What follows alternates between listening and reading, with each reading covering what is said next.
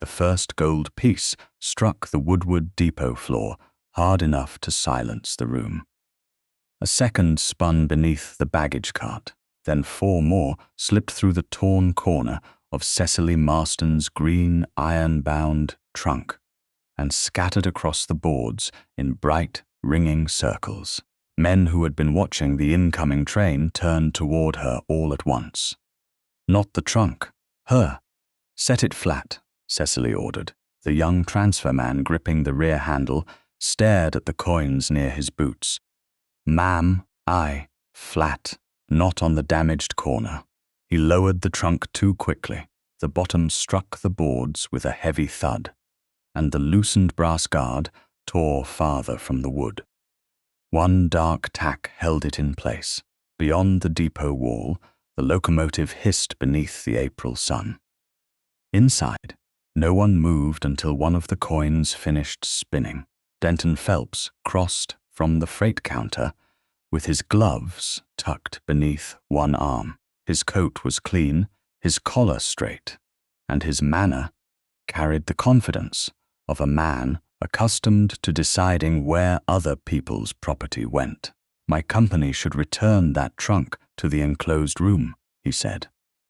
$9,000 cannot remain exposed in a public depot. Cecily felt every eye sharpen at the amount. She had told no one in Woodward what lay inside the trunk.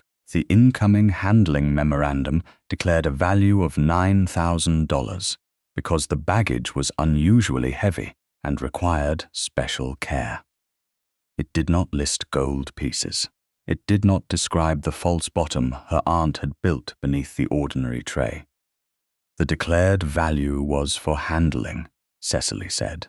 Not announcement. Phelps gave a thin smile. Safety leaves little room for delicacy. Safety without permission is only control dressed well. A murmur passed through the room. Cecily stepped over the nearest coin and placed herself between the trunk and the growing half-circle of strangers. Close the outer door halfway, she told the station clerk. Leave room for anyone wishing to leave. The clerk glanced at Phelps. Cecily did not. Now, the door moved inward, cutting off the view from the platform. Several men complained. None left. Miss Marston. Phelps said, "My firm handles Woodward's heavy baggage. My men had charge of this trunk before it reached the public cart. We are best placed to inspect the damage. Your men had charge of it before the damage became public." His smile disappeared. The side door opened behind the crowd, and a tall man in a patched brown coat stepped inside. Dust marked his boots and the lower edge of his trousers. His hat had lost its shape to weather. He stopped when he saw the coins, then took in the torn trunk. Phelps, the transfer men, and Cecily standing alone between them. This had to be Garrett Latimer. He looked nothing like a man who owned comfort. That matched his letters. Perhaps too well, he removed his hat. "Do you want my help?" he asked. Not a claim, a question. Cecily studied him long enough to hear whether impatience hid beneath the words. There was none. "Stand between the trunk and those men near the bench," she said. "Do not touch anything." Garrett moved where she directed. He did not ask whether she knew who he was. He did not introduce himself over the evidence at her feet. Phelps gave a small, humorless laugh. "Latimer, you may wish to know what you are placing yourself between." Garrett kept his attention on Cecily. "She told me where to stand." The answer steadied the room more effectively than any show of force. Cecily counted the coins by sight. 1 beside the wall, 2 near the bench, 1 beneath the baggage cart, 1 near Phelps's boot, 1 beside Garrett's. "No one picks up a coin until I say." She took a handkerchief from her reticule and recovered the first 5 herself, lifting each $20 piece by the edge. Coal grit darkened the cloth. She placed the coins in a small leather purse and tied the cord. The last coin rested near Garrett's right boot. He did not bend for it. "You may lift that one," Cecily said. Garrett crouched, picked it up by the rim, and held it where she could see. He could have placed it in her hand. Instead, he set it on the floor beside her shoe and stood. The distinction was small. Cecily noticed it. She gathered the 6th coin. All recovered. Then the trunk should return to secure custody, Phelps said. No. Cecily opened her reticule and removed the brass passenger check issued in St. Louis. The stamped number read 3T87. "It does not move until I examine the trunk half." Phelps's gaze flicked toward the handle. Too quick for anyone who believed the checks matched. Cecily knelt beside the trunk. The metal disc, wired to the handle, appeared to bear the same number. At a hurried glance, it would pass. Under the depot lamp, the 2nd digit sat higher than the others. Fine file marks showed beneath a wash of blackening. The lower curve had once been round. Someone had cut into it, then struck a new angle into the weakened brass. "This was not made as 387, she said. The station clerk leaned over the counter. "What was it?" 367. Cecily held her passenger half beside the trunk check without removing either. The 0 was filed and restruck to resemble an 8. Phelps folded his arms. "Baggage checks are battered every day. Battering does not open fastening wire with narrow pliers and twist it closed from the opposite direction." Garrett shifted half a step, enough to block another man's view without crowding Cecily. "You are certain?" he asked. "Yes, then I believe you." Phelps's mouth hardened. "Belief does not settle ownership or root." "No," Cecily said. "The missing, genuine half will." The meaning entered the room slowly. Her passenger check was real. The trunk check was altered. Somewhere, someone held the genuine trunk, half-marked 3T87. That person could later claim the trunk had been misrouted, wrongfully delivered, or required for transfer. The torn corner had exposed the value. Exposure created alarm. Alarm created an excuse for custody. Cecily rose. "The trunk leaves with me. In Latimer's wagon?" Phelps asked. "In the wagon I choose." Garrett put his hat beneath one arm. "Mine is outside. The bed is clear.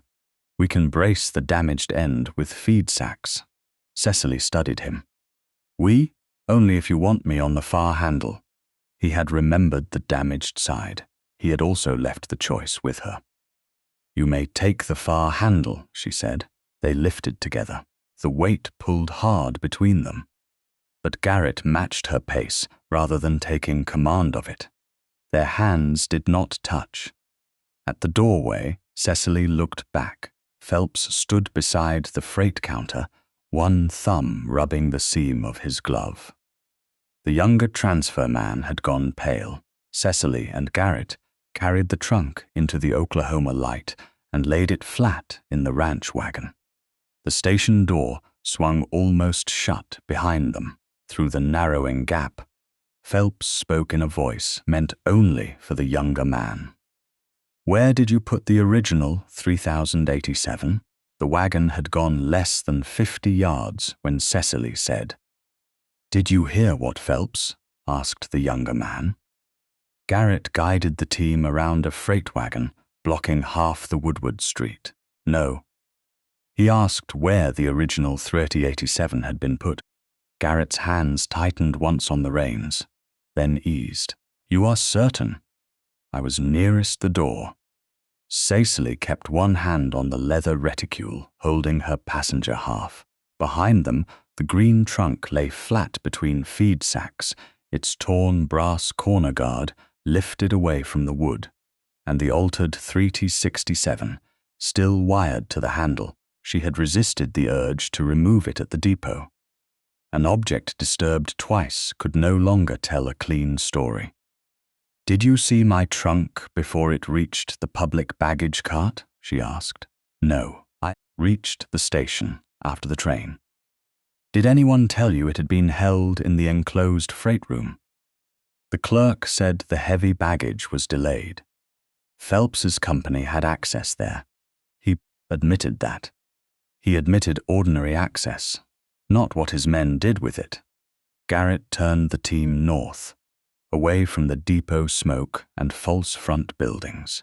Do you believe the younger man altered the check? I believe, Phelps asked him about the missing one. That is not the same thing.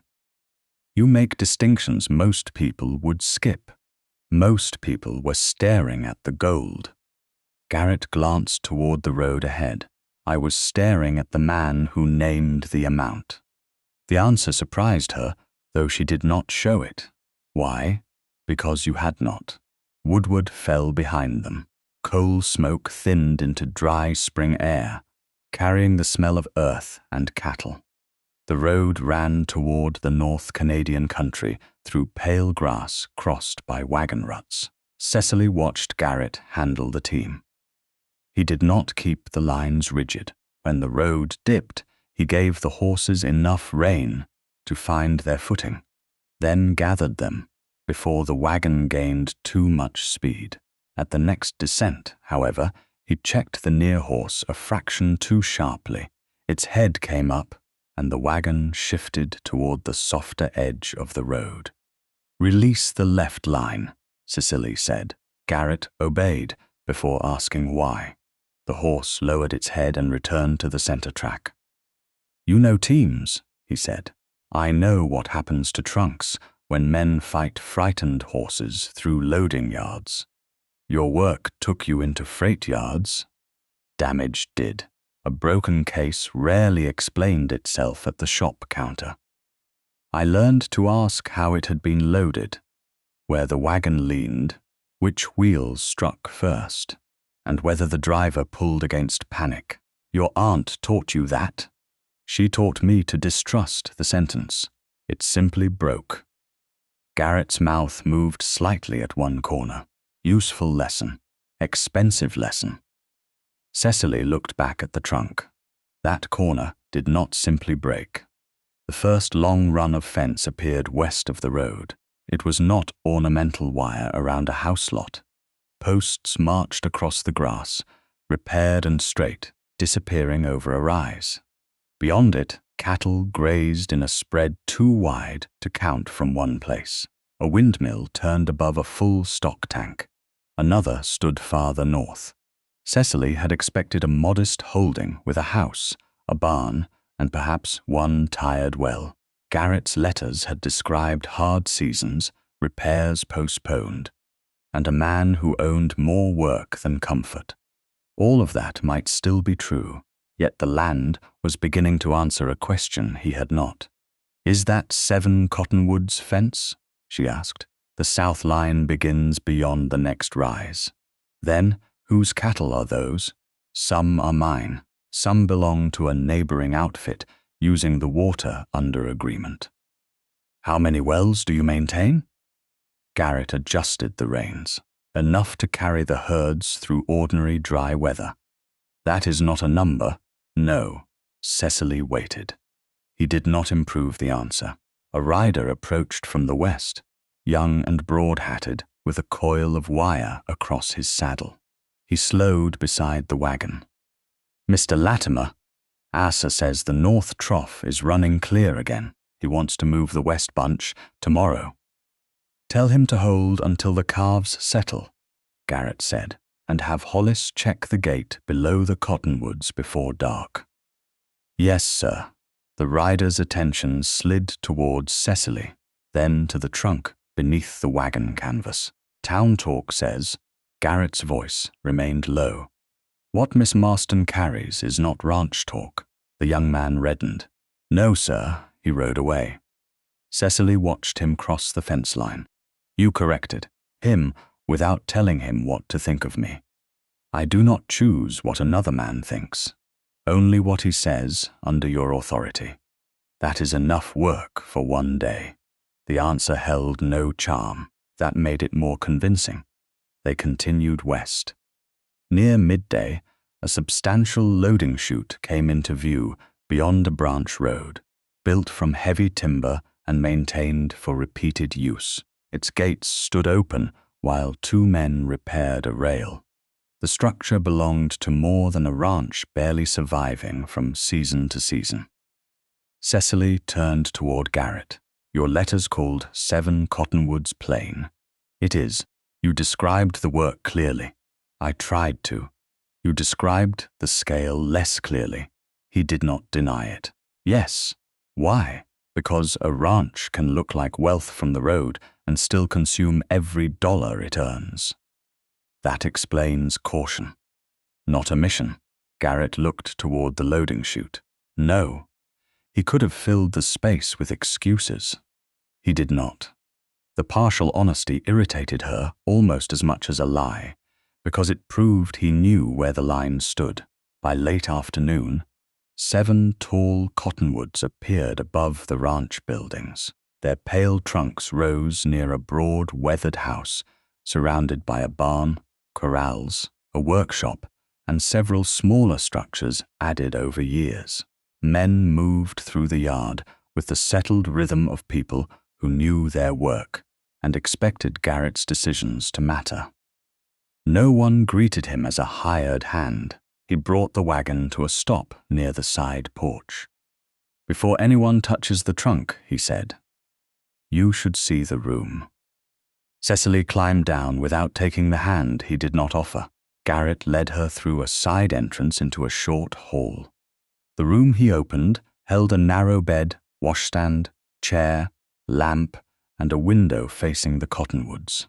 More important, the door had an inside bolt. A second door opened directly into the side yard.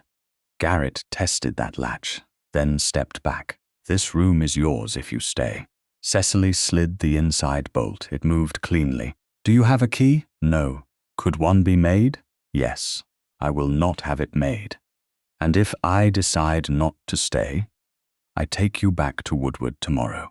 There is a boarding house near the depot. The next eastbound passenger train stops the day after.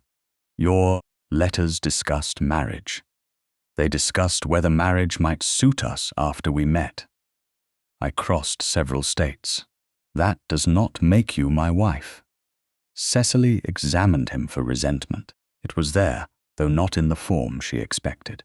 He wanted her to remain. He also intended the choice to cost her nothing beyond choosing. 3 days, she said. I will stay 3 days. Garrett nodded. 3 days. They returned for the trunk after the yard had quieted. Cecily took the handle nearest the damaged corner. Garrett waited at the far side. Lift, she said. They raised it together. The weight pulled through her shoulders, but he matched her pace instead of taking command of the burden. Their hands never met. They carried the trunk through the side entrance and set it flat beside the wall in her room. Cecily checked the altered 3067 without touching the wire. It remained where it had been. She removed her genuine passenger half from the reticule and held it beside the false mate.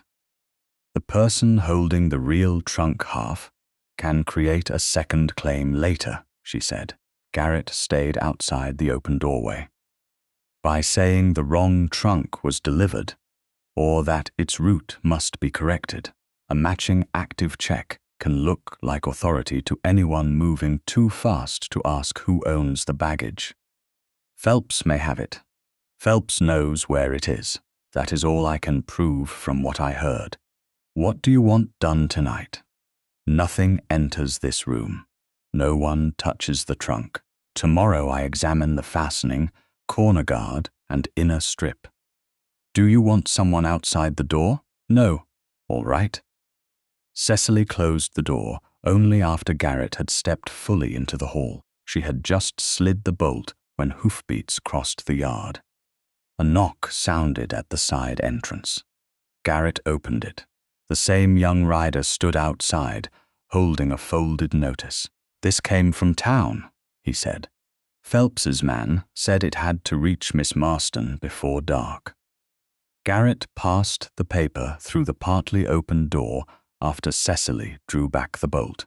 Phelps Transfer and Express demanded the damaged trunk's immediate return to Woodward for inspection. Failure to comply, it warned, would leave every future loss at the owner's risk. Cecily read the final line twice. He had not waited for her to decide whether the trunk would move. He was already building a record that said it should. Cecily left Phelps's notice folded on the washstand until morning. Then she opened the door and found Garrett waiting across the hall rather than beside it. "Has anyone entered?" she asked. "No. Has anyone asked to?" Hollis offered to inspect the damage. "I told him the trunk was not his to inspect." Cecily studied the closed door behind her. "Nor yours." "No." Garrett did not sound injured by the reminder. That mattered more than agreement delivered sweetly. She carried her leather tool roll into the room and laid it across the bed. The tools had belonged partly to her aunt and partly to Cecily herself. Narrow pliers, 2 gimlets, a small tack hammer, turn screw, awl, calipers, and an oiled cloth darkened by years of brass. Dust. Garrett remained in the hall. "You may stand by the window," Cecily said. "The door stays open." He crossed only after she stepped aside.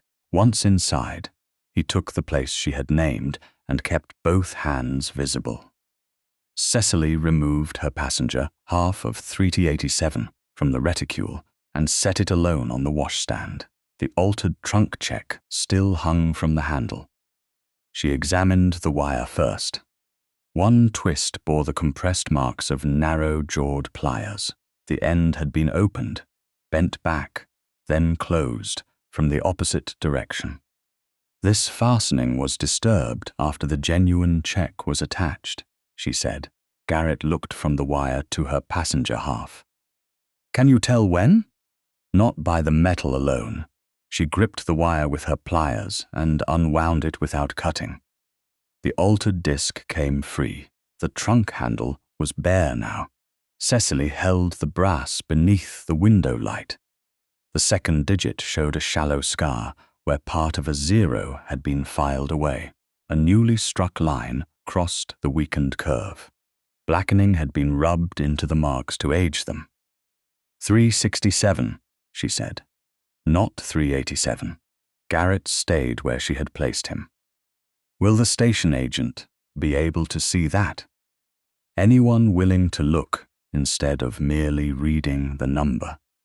She wrapped the altered check in oiled cloth and placed it in the first pocket of her tool roll. "It does not leave my possession." Understood.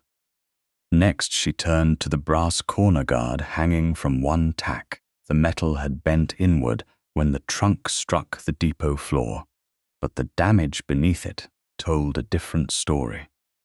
Cecily eased out the remaining tack and lifted the guard away. 3 older holes ran along the corner. 2 had been widened by nails drawn and driven again.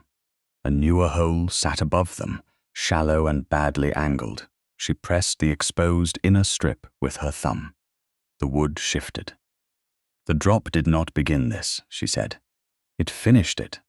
Garrett's gaze hardened. Someone loosened the guard before the trunk, came out of the freight room, and pried the inner strip enough to let the corner open under weight, to expose the gold, to expose whatever was inside. Cecily set the bent guard beside the tool. "Roll." Phelps knew the declared value. He could not know how it was packed unless someone opened the trunk, and the locks show no entry. So he created a failure and waited to see what appeared, or expected the public damage to justify taking the trunk back. She wrapped the guard separately and placed it in the second pocket. Then she examined the torn wood, loose tack holes, and damaged strip while Garrett watched without offering advice. Her aunt had taught her that broken things rarely lied. People did. Wood kept the direction of pressure. Metal remembered tools. A rivet held the shape of the blow that moved it. Cecily found a sliver lifted inward rather than outward. The corner had been worked from the gap beneath the guard. Deliberate. "I need a temporary plate before this trunk travels again," she said. "Plain iron, wide enough to bridge sound wood, no decorative brass. The workshop has stock. I will choose it. I expected you would." By midday, the original trunk rested on a cleared bench in the ranch workshop. Hollis had been sent to repair a corral gate, leaving only Cecily and Garrett inside. She selected a strip of iron, rejected one too thin to bear the trunk's weight, and marked the bend herself. Garrett heated the metal and worked it over the edge of the anvil. He handled hammer and tongs with practiced control. Though trunk hardware required a different precision from gates and horseshoes, when he laid the plate against the damaged corner, the first screw point sat too close to the weakened strip. "Stop," Cecily said. Garrett froze before pressure marked the wood, too near the old hole. He withdrew the point. "Show me."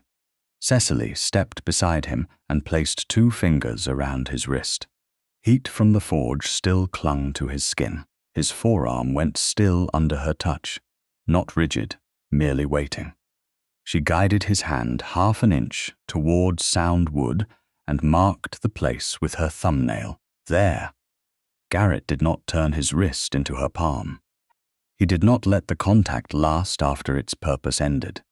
Cecily removed her hand. He set the screw where she had marked it. They worked through the remaining holes, Cecily measuring and Garrett fastening only after she approved each point. When the plate sat square, the trunk looked less elegant and more secure. The plain repair did not hide what had happened. It prevented the damage from speaking twice. Garrett gathered every removed tack, wire fragment, and wood sliver from the bench. He placed them on the oiled cloth beside Cecily's tool roll. "Nothing from the trunk gets swept away," he said. "Not until you decide it has no value." Cecily wrapped the loose fragments. "We go to Woodward tomorrow." "With the trunk?" "No, it remains locked in my room. We take the altered check, the guard, Phelps's notice, and our statements. You want the sheriff involved. I want a record before Phelps creates a better one." They reached Woodward the following afternoon, after leaving the original trunk locked at 7 cottonwoods. Cecily carried the tool roll inside her valise and kept her passenger half of 3T87 in the reticule against her side. The station agent received them behind the freight counter, with a look that suggested inconvenience had arrived before they did. Cecily placed Phelps's written demand on the counter, then unwrapped the altered 3T67 without surrendering it. "My incoming baggage record should show active pair 3T87, she said. The agent opened a register and ran one ink-stained finger down the page. "It does. My passenger half is genuine." She displayed it. This altered 3T67 was wired to the trunk when it reached the public cart. The agent bent closer. The tool marks were visible under the lamp. That is not ordinary wear. Who had access while the trunk was in the enclosed freight room? Railroad freight hands. My junior clerk, Phelps's men under the heavy baggage arrangement, and the handling memorandum declaring $9,000. My office received it. Phelps's office saw it because the trunk required local heavy handling. Was his company entitled to announce the amount? No. Was it entitled to remove the active trunk half 3,087? No.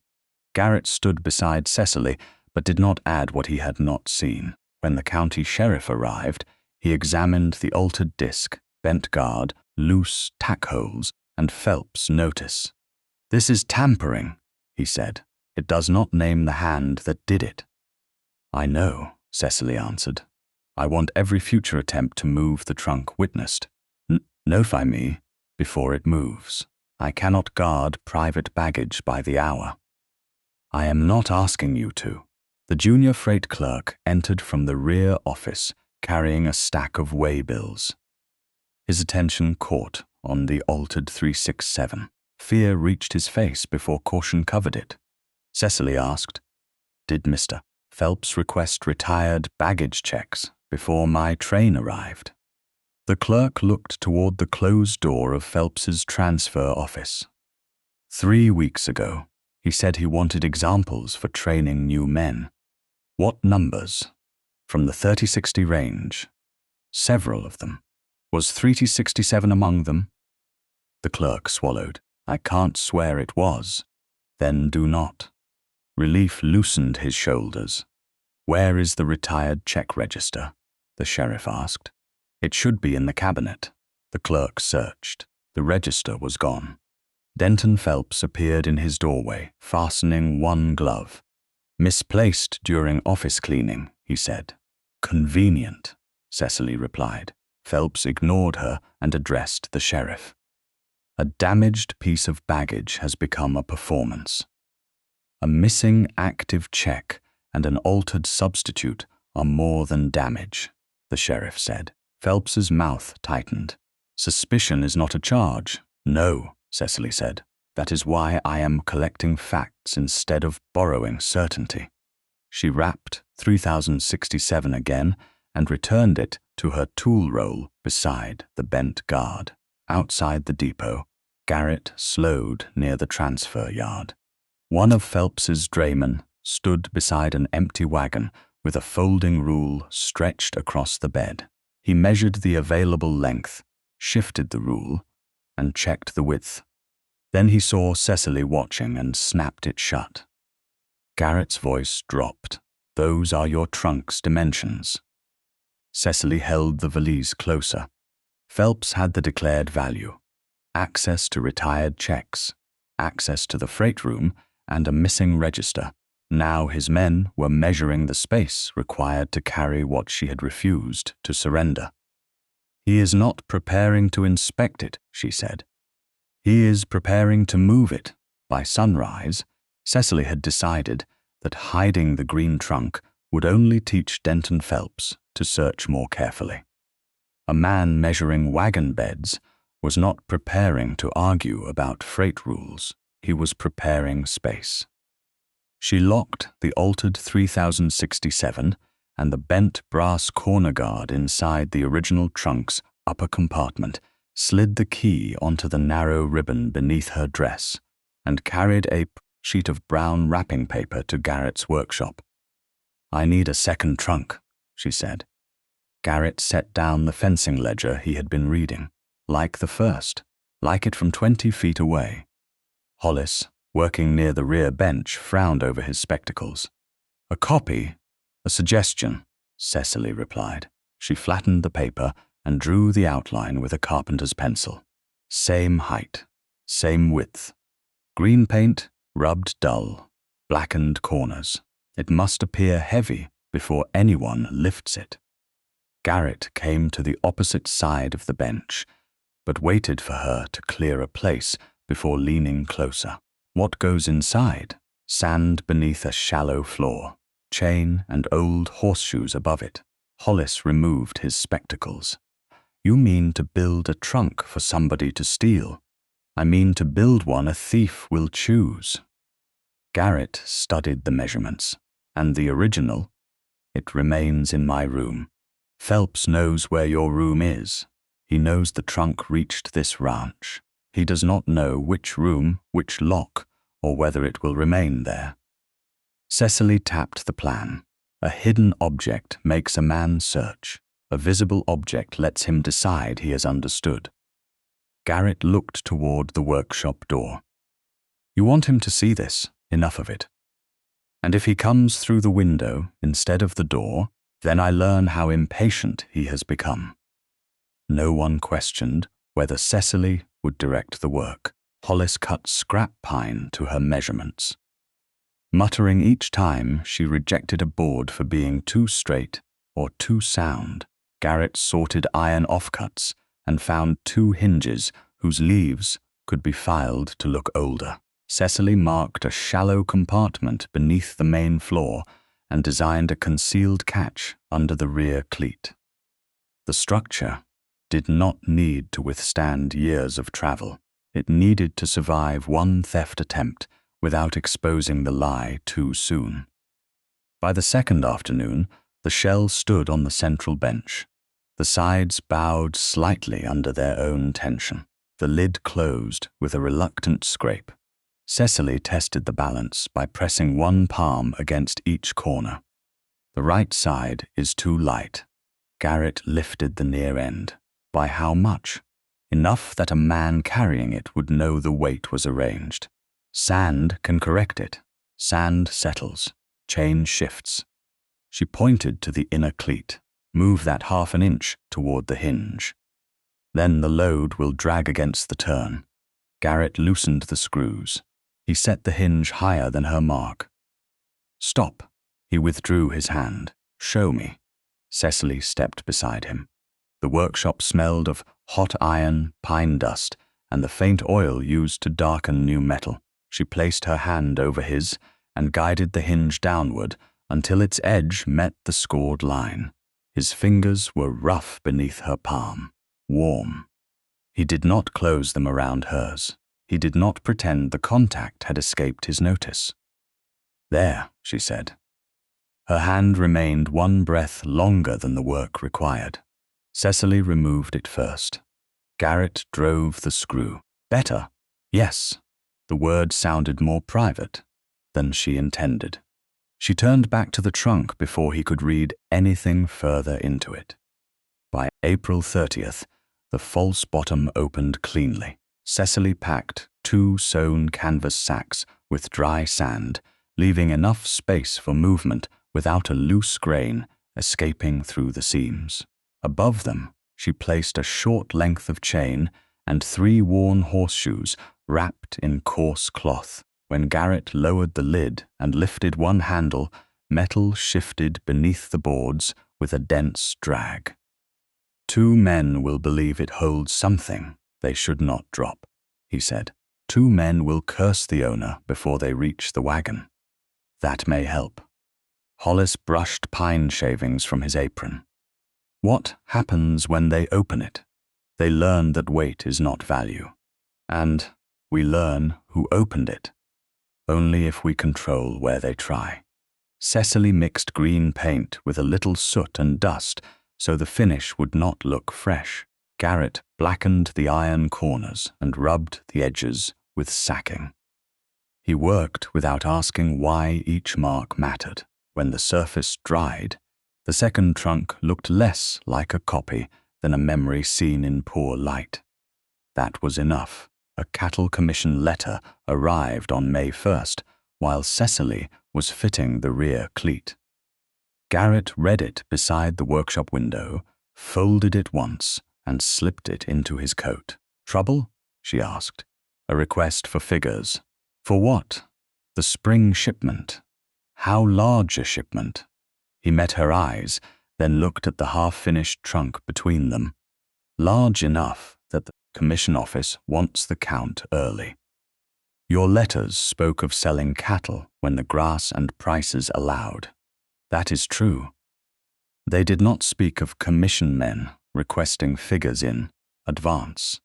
Garrett's hand rested on the folded paper inside his coat. No. Another incomplete answer. Another answer I should have given better. Cecily returned to the cleat. You are collecting those. Before he could respond, wheels sounded in the yard. A polished buggy stopped beyond the workshop doors. Denton Phelps stepped down, carrying a folded copy of his inspection demand. Dust clung to the buggy wheels, but not to his boots. Someone else had driven most of the road. Garrett moved toward the entrance. Cecily stayed beside the bench, where a canvas covered all but the lower edge of the second trunk. Phelps's gaze crossed the room before settling on her. Miss Marston. I expected the damaged trunk in Woodward yesterday. You expected obedience to a notice with no railroad authority. My company is responsible for heavy baggage once it enters local handling. The station agent disagrees. The station agent protects schedules. I protect property, not mine. Phelps turned toward Garrett. You understand what refusal looks like. A woman arrives with $9,000. Your spring shipment expands. Her trunk disappears behind ranch doors. Garrett's voice remained level. Her money is not paying for my cattle. A buyer may not care about that distinction. Then the buyer can ask me. Buyers ask brokers. Phelps tapped the folded notice against his palm. When a rancher needs quick money, the man who brings buyer and seller together earns his fee. Suspicion lowers both price and patience. Cecily heard the missing piece. Phelps did not need to own the syndicate. He only needed Garrett weakened enough to require him. And if the ranch is not for sale, she asked. Every ranch is for sale under the right pressure. Wind entered through the open doors and lifted one corner of the canvas. A blackened iron edge showed beneath it. Phelps saw the green paint. His face did not change, but the notice stopped tapping his palm. Building shipping boxes now? He asked. Aunt Cecily laid one hand on the canvas. Repairing what freight men damage. That is a broad trade. Broad enough to recognize a man measuring a wagon for property he has not been given. Phelps smiled without warmth. Transfer men measure wagons every day. Not to the dimensions of my trunk. Garrett stepped into the doorway, blocking the clearest view of the bench. You delivered your notice. I delivered a warning. Phelps put on his gloves.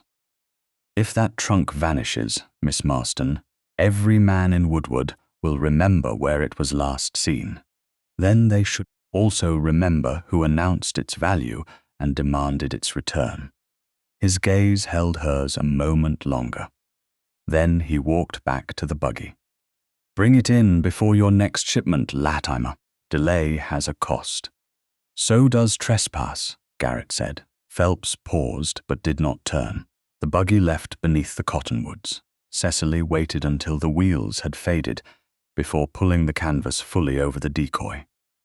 He saw enough, Garrett said. Yes, you expected that. I expected interest, not the brokerage admission. He wants the ranch distressed. He wants you accused of needing my gold. If your credit weakens and your shipment falters, he can offer himself as the man who finds a buyer. Garrett's jaw tightened. He will not use you to force a sale.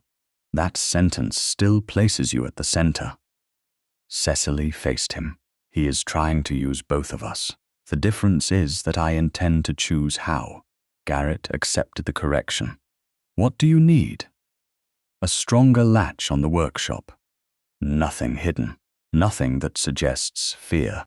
At dusk, Hollis found the mark beneath the rear window. Fresh mud clung to the sill where the overhanging roof had kept the wall dry. Below it, a narrow boot print pressed into the soft earth. The latch held, but a new scrape brightened the iron where a blade had tested it. Garrett stood behind Cecily, with his hands loose at his sides. Phelps was gone less than an hour, he said. Long enough to send someone back. Did they see the trunk? Cecily raised the lantern. Through the glass, the covered shape filled the center of the workshop. Whoever had tested the window had wanted confirmation, not tools. She lowered the light, not clearly. Then what now? Cecily looked at the fresh scrape, the muddy print, and the dark outline waiting inside. Phelps had seen one green corner. By nightfall, someone had tried to see the rest. Curiosity had become appetite. Now we finish giving him the wrong thing to want. The next morning, Cecily left the false trunk under canvas and asked Garrett to show her the land he had reduced to a few careful sentences. All of it, he asked. Enough that I stop learning the truth by accident. He did not defend himself. He brought 2 saddled horses to the side yard and let her choose. Cecily inspected the cinch, bit, stitching, and near stirrup before mounting the grey mare. Garrett waited without touching the reins. They rode north beneath a clear May sky, past the first working well and then a second, both feeding broad stock tanks. Men repaired fence beyond the rise. Farther west, another crew moved cattle in a slow dark line toward fresh grass. "How many wells?" Cecily asked. "7 in regular use. 2 more when the season turns dry." "How many crews?" 4 working groups today. "And the loading chute near the Woodward Road?" "Ours. We maintain access for regular shipments." The answer confirmed what the fences had suggested. Water, labor, cattle, hay, rail access. Not ready cash, perhaps, but value rooted deep enough to survive a patched coat. 7 Cottonwoods is not a poor ranch, she said. Garrett's horse slowed beside hers. "No. Did you ever write that it was?" "Not in those words." "You chose other words that made the same picture." Wind bent the new grass around the horse's legs. Garrett removed his hat and rubbed one thumb along the worn brim.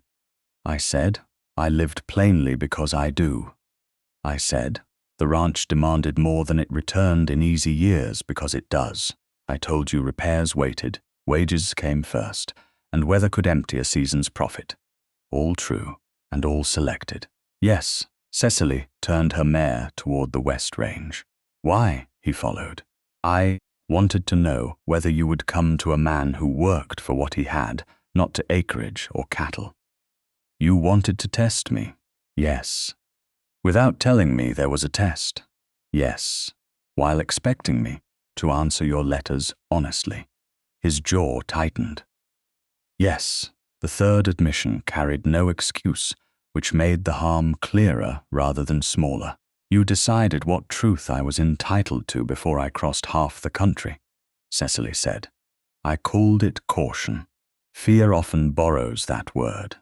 They rode several yards in silence. Garrett did not reach for forgiveness or blame women she had never met. "There have been people interested in the ranch who were not interested in me," he said. "That explains the fear. It does not excuse the method." No. Ahead, a small herd crowded near a shallow wash. One calf broke from the edge and darted through the grass. Cecily's mare shied sideways toward the loose bank. She drew the left rein and shifted her weight, but the mare's shoulder continued toward the drop. Garrett moved his horse alongside and caught Cecily's forearm. His grip steadied her through one hard step. Then the mare found firm earth. Garrett released her at once. "Are you hurt?" "No." He gave the grey room while Cecily corrected the mare herself and settled the reins. The place where his hand had closed around her sleeve held a fading warmth. He had acted before asking, because the ground allowed no delay.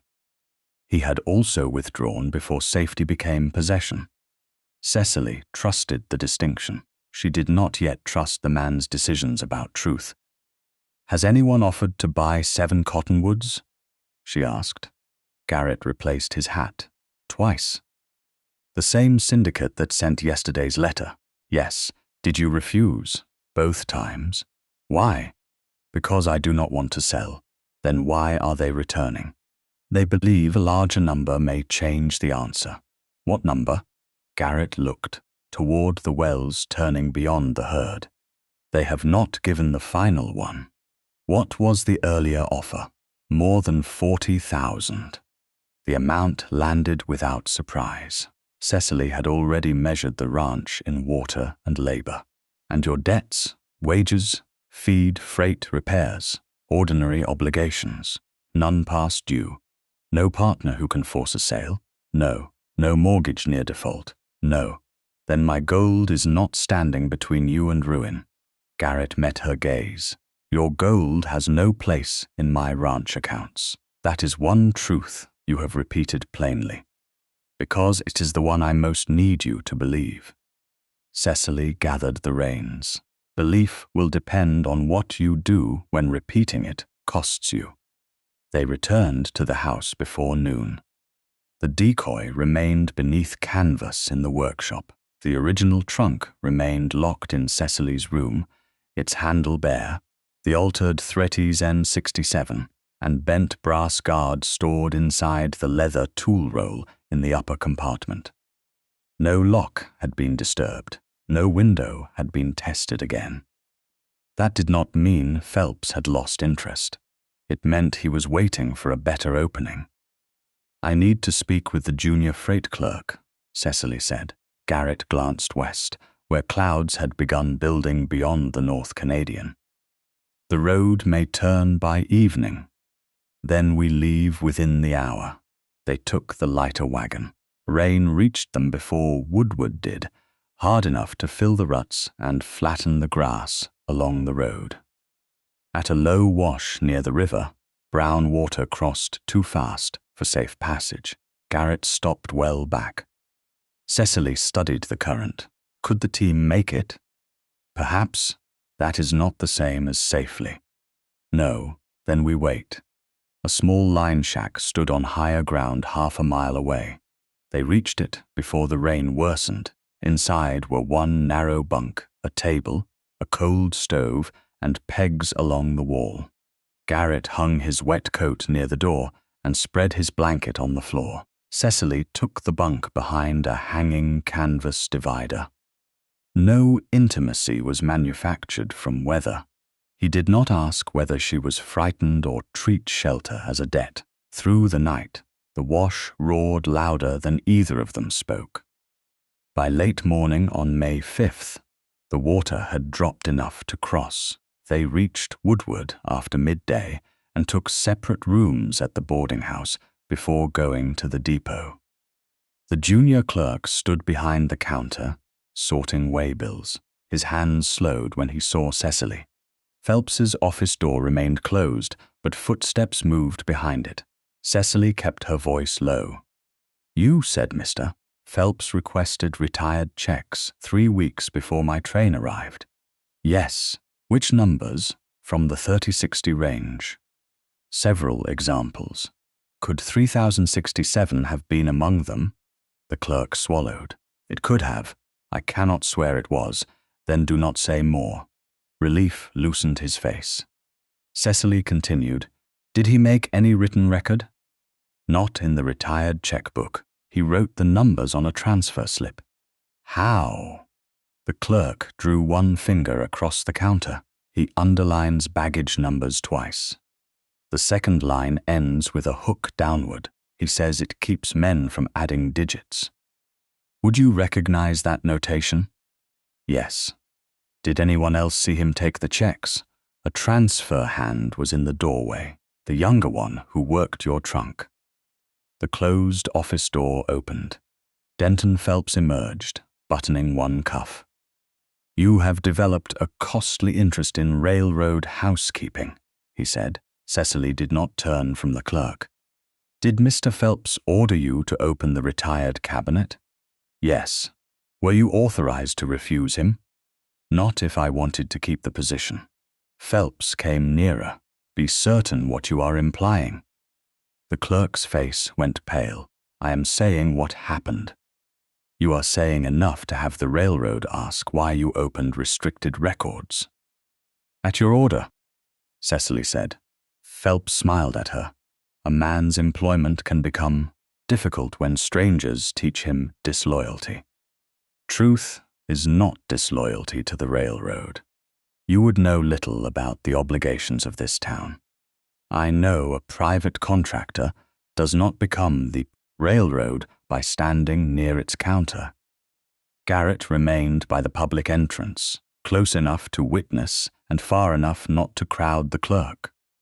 Phelps shifted his attention to him. "Your buyers arrived this morning. They are asking whether spring operations depend on Miss Marston's money." "They do not." "Suspicion rarely waits for books. Then they may read mine." Phelps's eyes narrowed. Cecily heard the difference. Garrett was no longer defending himself with general statements. He was offering records. The syndicate's representative has gone to 7 cottonwoods. Phelps said, he carries a number larger than the last. Garrett's expression did not change. Then he can wait. Cecily and Garrett left before Phelps could turn the conversation into spectacle. The road remained too soft for a safe return that evening, so they stayed another night in separate boarding house rooms and started west at dawn on May 6th. The wagon reached 7 cottonwoods late in the afternoon. Beneath the 7 trees stood a polished buggy. On the porch, a man in a dark traveling coat rose with a leather document case across his knees. "Mr. Latimer," he said, "my principals have increased their offer. After this, they intend to move on." The syndicate representative did not remove the leather case from his knees until Garrett answered him. "I will hear the number in Woodward," Garrett said, "not here." The man studied him, then glanced toward Cecily. "My principals will be in town on the 11th. After that, they move south. Then I will meet them on the 11th. And the ranch is not for sale today."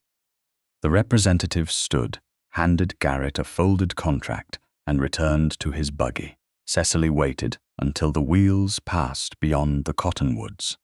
"You still have not told me the number." Garrett slid the contract inside his patched coat. "I will before we enter their office, before we leave this ranch." He held her gaze. "Before we leave, no selected pieces." "No." She accepted the promise only as a future test. "Then we finish the false trunk." Over the next 3 days, Cecily completed the weight and balance.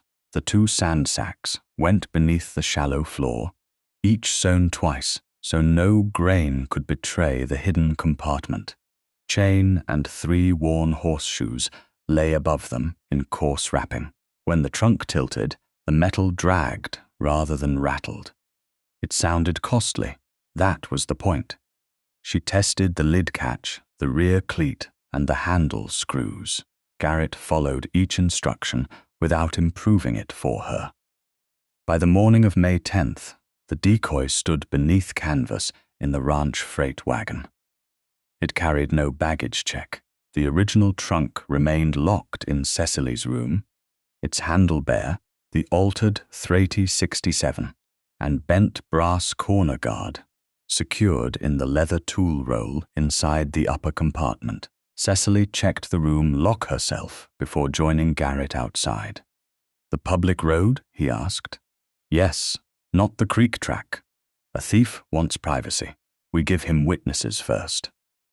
Garrett looked toward Asa, who waited with 2 saddled horses near the barn. "And if the men come after the witnesses are gone?" Then we learn they were watching the ranch, not following from town. "If they take the trunk, they will take sand. If they draw on you," Cecily tightened one glove, "you hold the wagon team steady." "That was not my question." "It is my answer." His jaw hardened. "I could turn back at the first sign of riders." "No, you continue until they commit themselves." "Cecily, if you choose your fear over my plan, tell me now." The words stopped him more effectively than anger. Garrett glanced at the wagon, then at the road west. "Your plan," he said. "Your order." Cecily mounted the gray mare. "Then remember both." Garrett drove the freight wagon alone. The canvas had been tied low enough to conceal most of the trunk, but one green side showed whenever the wind lifted the edge. Cecily and Asa followed several hundred yards behind, close enough to see trouble and far enough to appear unrelated. They passed a farm wagon carrying seed sacks, 2 riders checking fence, and a salt hauler bound for Woodward. Each saw Garrett Latimer taking a heavy green chest toward town. Beyond a shallow branch, lined with young cottonwoods, the road narrowed between low banks. Cecily heard the whistle before she saw the men.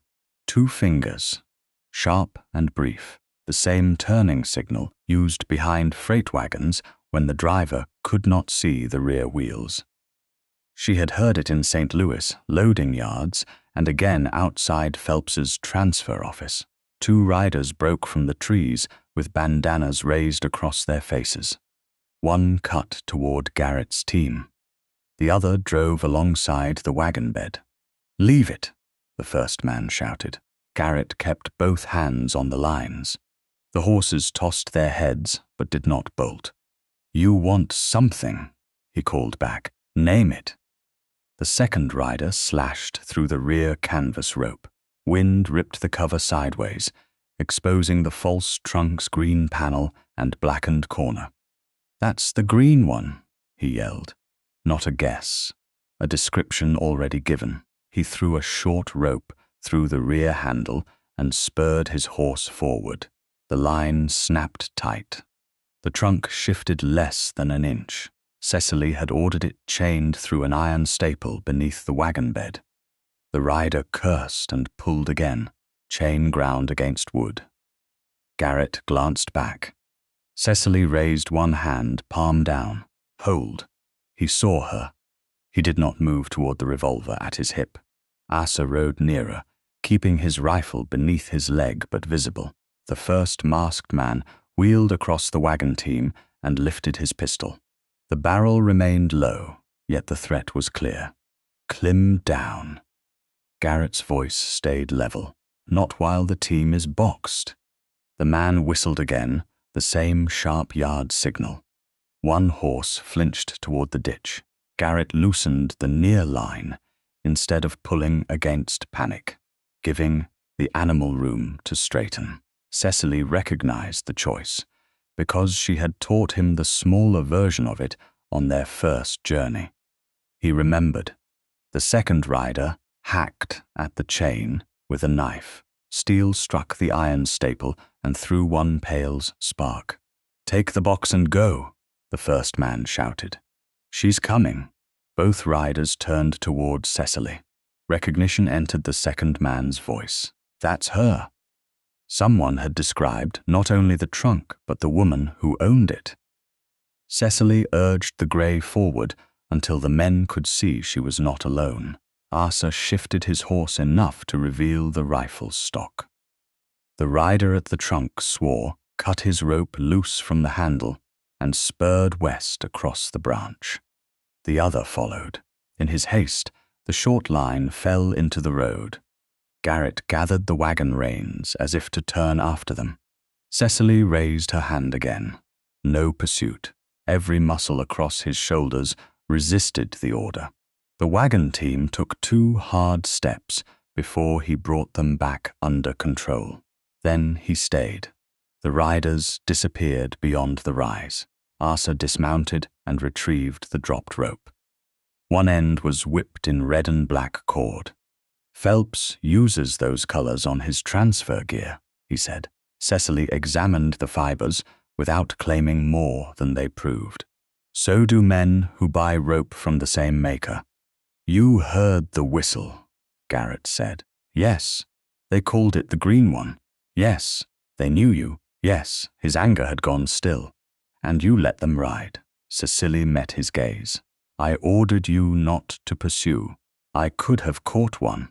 Perhaps." He aimed a gun at the wagon.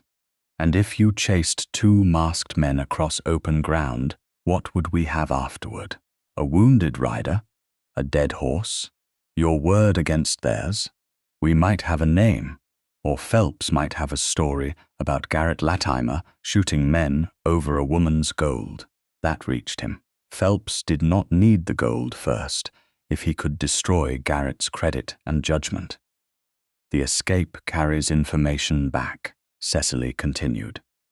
"They failed because the trunk was chained. They saw the green side. They saw us protect it. Whoever sent them will believe the next attempt requires paper, timing, or both." Garrett looked toward the tracks fading west. "I wanted to go. I know. And stopping was the work." "Yes," he nodded once. "Then I did the work." The sentence affected her more than an apology would have. He had not obeyed because he was weak. He had obeyed while every useful part of him demanded action. They returned to 7 Cottonwoods before dusk. Cecily inspected the original trunk first. The lock showed no disturbance. The handle remained bare. She opened the upper compartment only long enough to confirm the tool roll had not moved, then locked the trunk again. In the workshop, the false chest rested on the bench with its canvas torn and one handle scuffed by rope. Garrett placed the red and black line beside it. "Tomorrow I tell you everything," he said, before Woodward. "Yes, the ranch value, the offers, the obligations, no omissions. Yes." Cecily ran one hand over the scuffed handle. "What do you want from me after you tell me?" Garrett stood on the opposite side of the trunk. "The right to ask whether you still want to know me. Not marriage? Not unless you choose it after. Not forgiveness? No." His answer left no bargain to resist. Garrett's hand moved across the lid and stopped beside hers. Close, but not touching. "Is there anything from my letters you still believe?"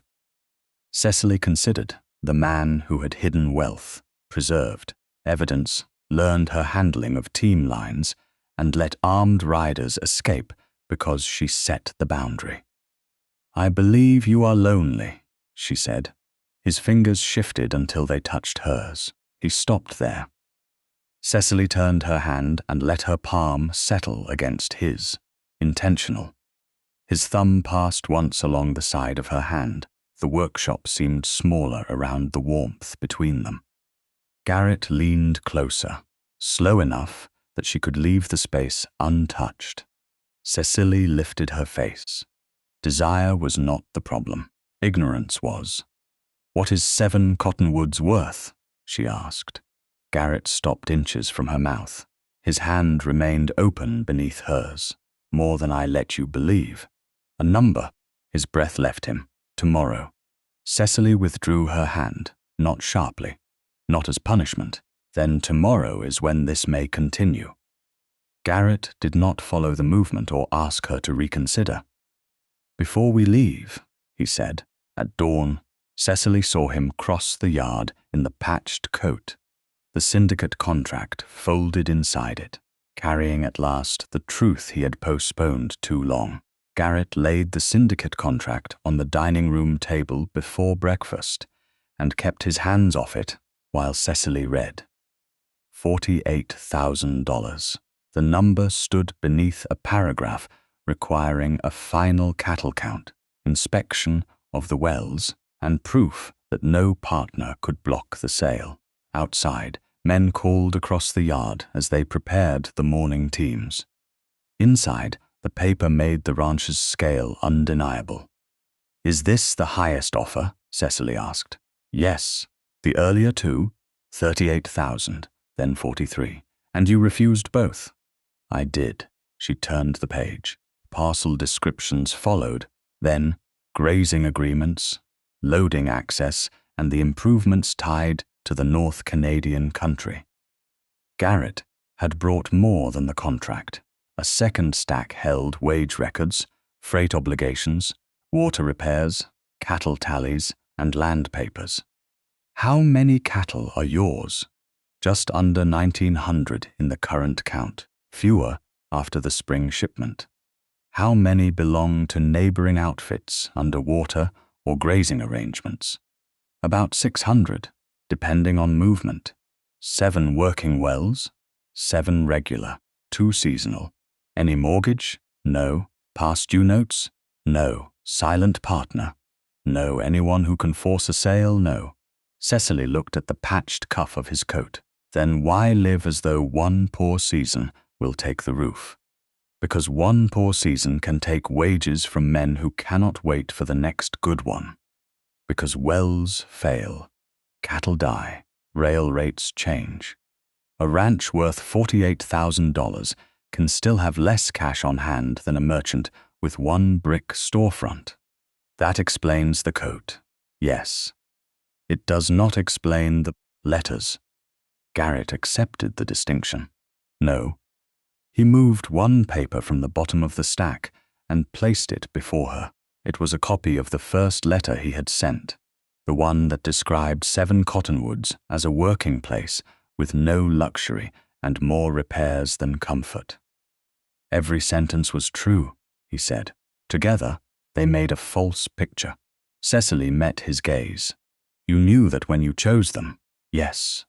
You expected my full history, my skill, my money, my willingness to leave St. Louis.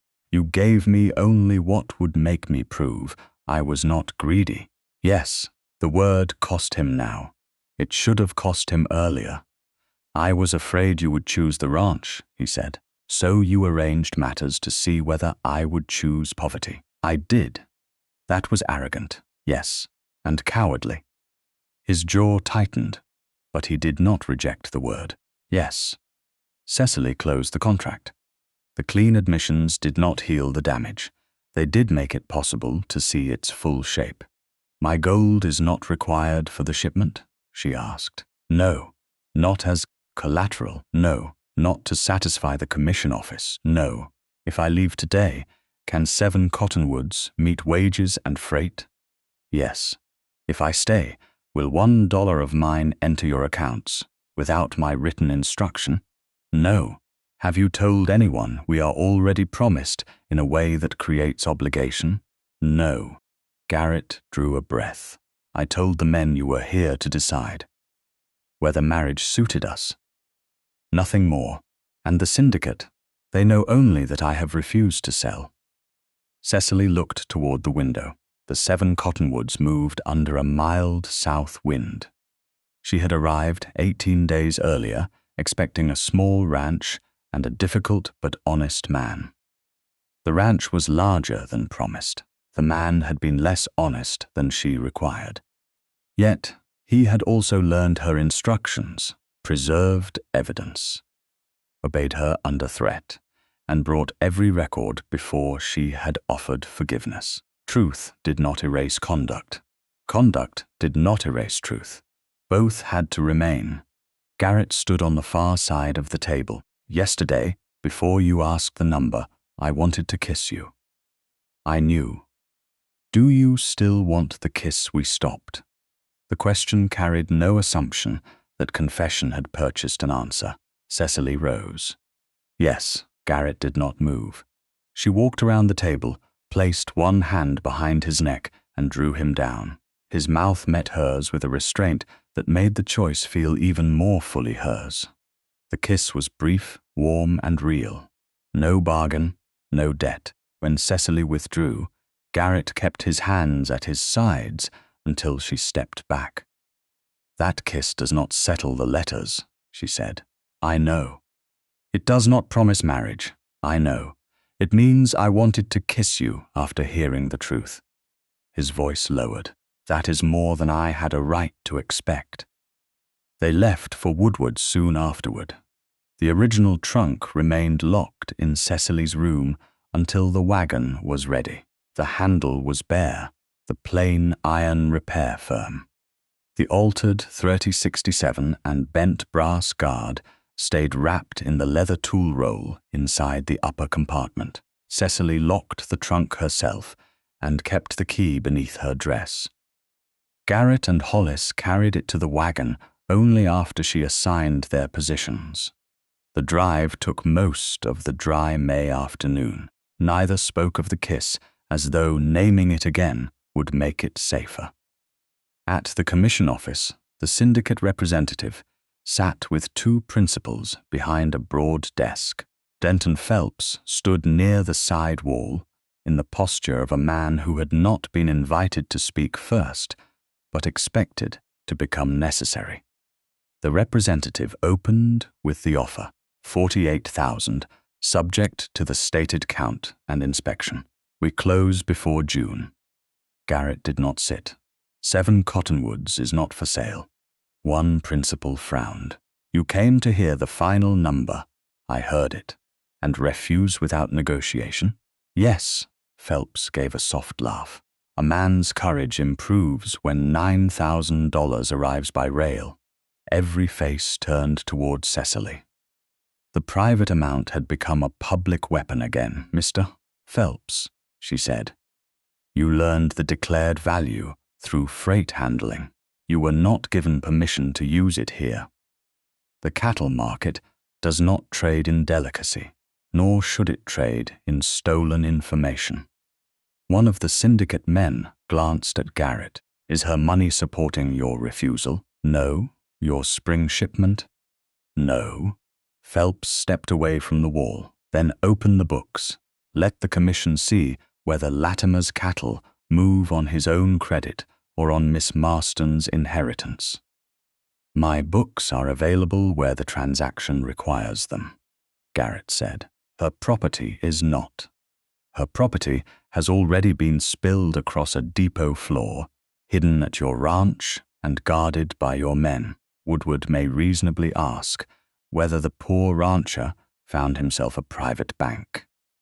The word "poor" drew a faint, uncomfortable movement from the men behind the desk. Cecily saw the shape of Phelps's attack.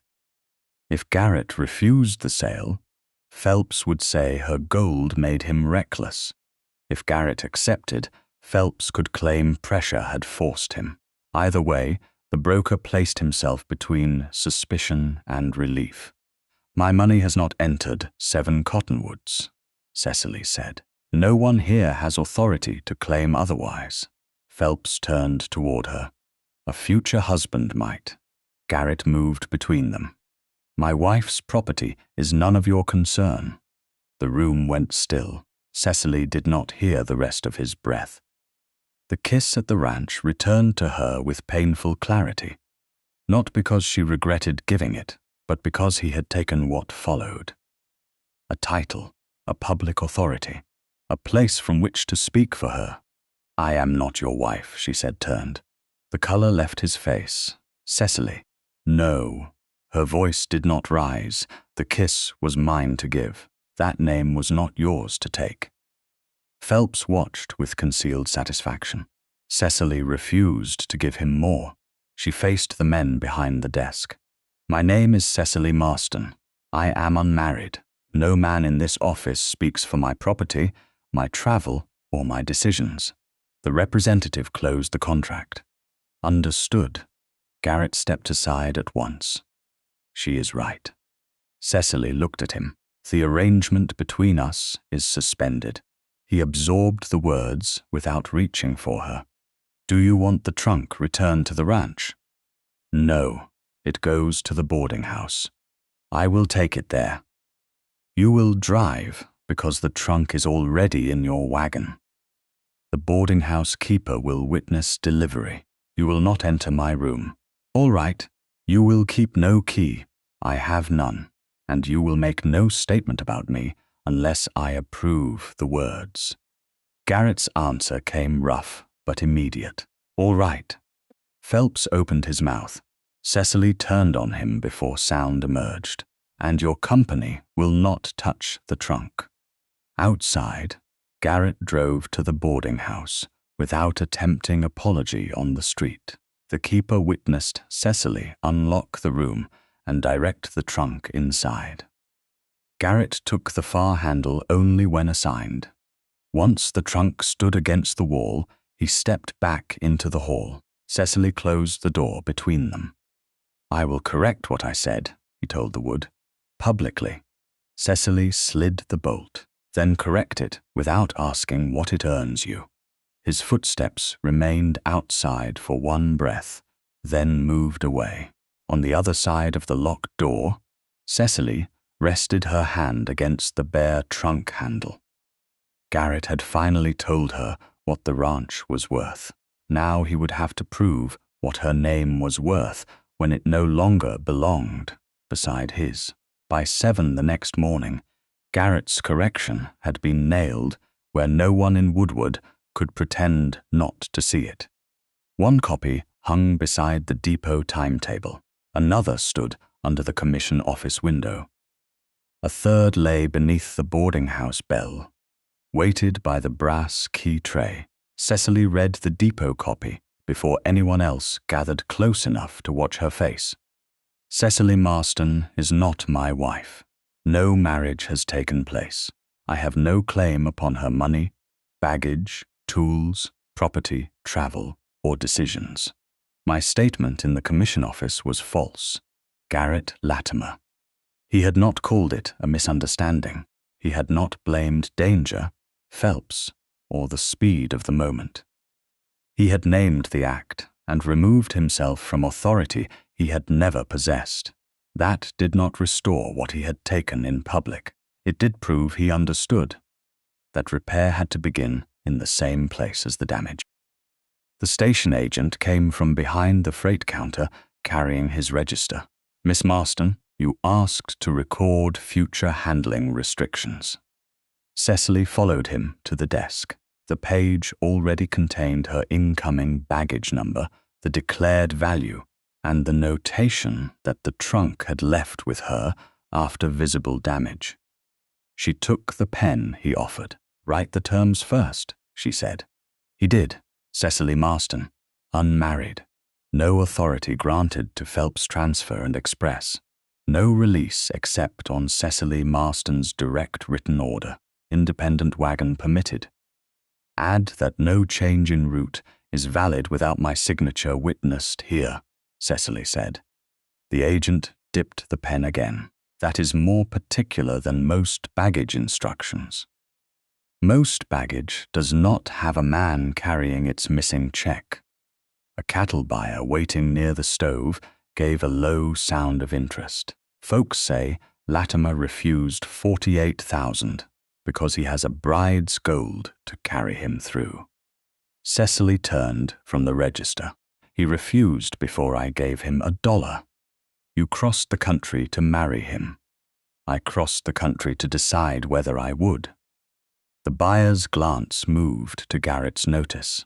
And now I am deciding other things. She signed the freight register in a firm hand. The station agent sanded the line. Her name stood there without Garrett's beside it. No borrowed standing, no public title, her own. At the boarding house she met Mr. Rusk, a grey-bearded farmer whose wagon had carried seed, furniture, and once a church organ without losing a crate. The boarding house keeper witnessed the agreement.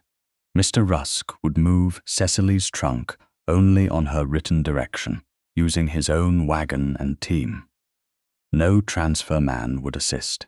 He wrote the terms on a receipt and signed them with a slow, square hand. I charge by distance and weight, he said, not by gossip.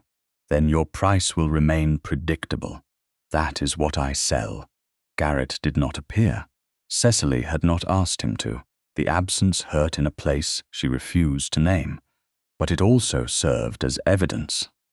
A man could say he respected a boundary. Staying away when closeness might help his own conscience was the harder proof. Near noon, Denton Phelps entered the boarding house parlor carrying a leather folder. He stopped beneath Garrett's correction and read it as though seeing the words for the first time. An impressive surrender, he said. It is a correction. It leaves you alone with a damaged trunk and $9,000. I arrived that way. You arrived intending to marry. Intention is not possession. Phelps opened the folder. Then let us discuss possession. Your trunk was in Latimer's house for more than 2 weeks. His men handled it. He refused a sale he could not afford to refuse. How do you know the full amount remains? The question was aimed at the room, not Cecily. The keeper stopped polishing a glass. A traveling salesman near the window folded his newspaper. Phelps had learned that accusation did not need proof if it could force the accused to prove the negative. I know because I packed it, Cecily said. You have not counted it since the depot. No. Then perhaps Garrett Latimer removed enough to finance his shipment and left the weight looking right. Cecily felt anger rise, clean and cold. Phelps had attacked Garrett, but he had chosen her competence as the weak joint. He expected either panic or secrecy. She gave him procedure. Mrs. Bell, she said to the boarding house keeper. Will you witness account? The woman straightened. I will. Cecily turned toward the depot. The station agent will witness as well. Phelps's smile tightened. A public count would be unwise. You made it public. Within the hour, the green trunk stood in Cecily's locked room with only Mrs. Bell and the station agent present. Phelps waited downstairs. Cecily barred the hall door after the witnesses entered. The handle remained bare. The plain iron corner repair was firm. She unlocked the main lid, lifted the upper tray, and removed the leather tool roll. She placed it beside her without opening it. Beneath the fitted lining, her fingers found the concealed catch her aunt had built years ago. The false bottom rose. Canvas-wrapped packets lay where Cecily had packed them in St. Louis. She opened the first, then the next, counting in groups of 20 while the agent recorded each number. Mrs. Bell repeated the totals aloud. 440. Then 10 more. 450 $20 gold pieces. $9,000. None missing. Cecily checked the packets again before returning them to the false bottom. She lowered the panel, replaced the lining, and set the tool roll back in the upper compartment. Only then did she close and lock the trunk. Would either of you state what you saw? She asked. I saw you handle every coin, Mrs. Bell said. No one else touched one. The station agent folded the count sheet. I witnessed 450 $20 pieces, total $9,000. I saw no evidence of removal. Keep one copy at the depot, Cecily said. Mrs. Bell keeps one. I keep one. Downstairs, Phelps waited beside Garrett's notice. The agent handed him nothing. The declared amount is intact, he said. Phelps looked at Cecily. Then Latimer may be waiting. For what? For you to forgive him, for the law to tire, for the town to stop asking how a rancher, with thin cash, refused $48,000. His cattle accounts can answer that. Accounts answer only what a man writes, and forged suspicion answers whatever its maker needs. Phelps closed his folder. You have made yourself difficult to protect. Good. His eyes flattened. Difficulty does not discourage every man. Neither does failure. He left without touching his hat. That evening, a note arrived from Garrett through a ranch rider. It contained one sentence. I have posted the correction and will not come unless you ask. Cecily read it once, folded it, and placed it beneath her copy of the witnessed count. She did not answer. On May 15th, Mrs. Bell woke her before dawn. The storage shed, she whispered, the lock's been cut. Cecily dressed and followed her through the rear passage. The boarding house shed stood behind the kitchen yard, used for trunks awaiting transport, broken furniture, and winter fuel. Its padlock hung open, one side of the shackle severed by a clean tool bite. The door had been pushed inward. Nothing inside had been taken. More revealing, Cecily's green trunk had never been stored there. It remained upstairs behind her locked door. The intruder had not come for property. He had come to learn whether the property had moved. Cecily crouched near the threshold. Mud marked one boot heel. A splinter from the cut lock lay in the dirt. Across the alley, the younger transfer man from Phelps's office stood beside a wagon, staring at the ground. When Cecily rose, he turned away too quickly. Phelps was no longer waiting for her to surrender the trunk. He was waiting for her to move it. Cecily looked at the empty shed, the severed lock, and the road leading west toward 7 Cottonwoods. For the first time since the depot, she knew what she wanted the thief to believe next. The cut padlock gave Cecily the answer. Phelps had not meant to provide. He was watching for movement, not searching for the gold where it rested. By breakfast on May 16th, she had written 3 notes. One went to the county sheriff, one went to the station agent, the third went west with a ranch rider and contained only 12 words. Come to Woodward tomorrow at 10. Bring no men. Wait to be instructed. She signed it Cecily Marston. Garrett arrived at 10 the next morning and stopped outside the boarding house parlor until Mrs. Bell admitted him. He wore the same patched coat, though the right cuff had been restitched. Cecily sat at the table with the sheriff and station agent. Mr. Rusk stood near the window, hat in hand. No one invited Garrett to sit until Cecily did. The shed was tested because Phelps wanted to know whether the trunk had moved, she said. So I intend to move it. Garrett's attention sharpened. Where? The original goes back to 7 Cottonwoods. And the green trunk in your room will not be the original. The sheriff leaned back. You mean to substitute the box you built? Yes, Phelps has already seen part of it, Garrett said, which is why he will believe he understands it. Cecily laid a sheet of instructions on the table. The original trunk leaves this boarding house before daylight on May 19th.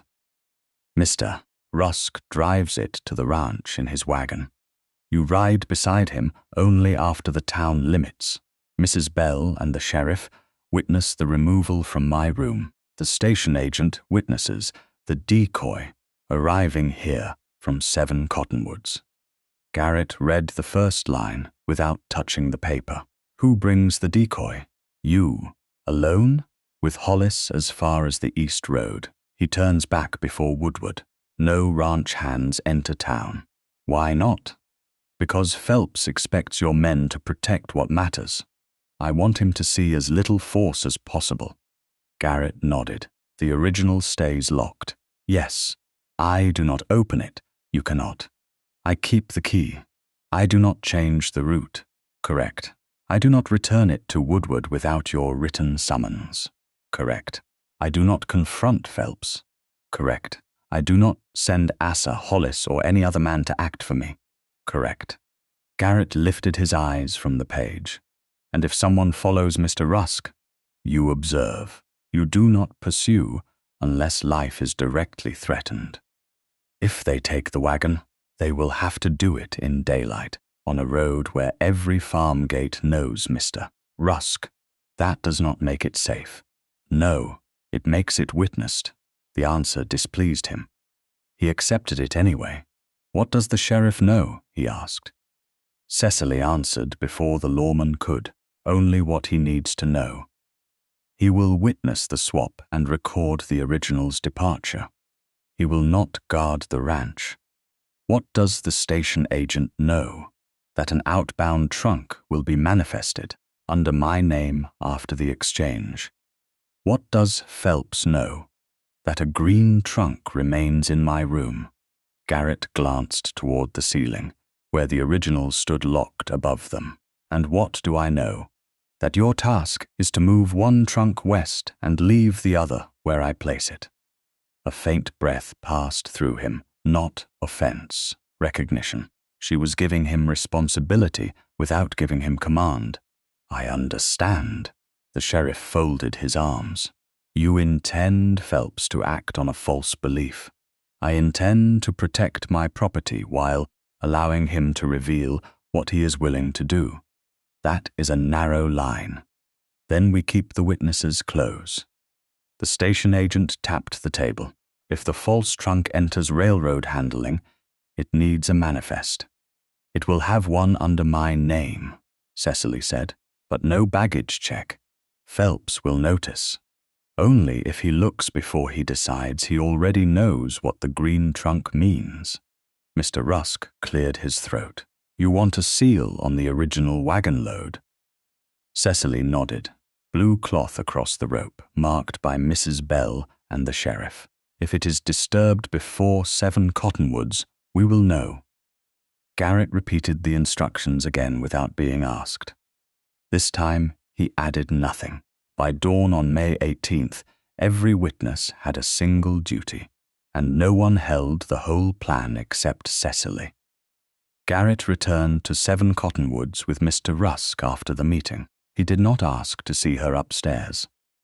He did not mention the kiss, the correction, or the distance between them. Before leaving, he paused at the boarding house door. "Do you want a written confirmation that I understand?" "No." "Why?" "Because I want to see whether your word can hold without paper." He took the judgment without flinching. "It will." The swap began before sunrise on May 19th.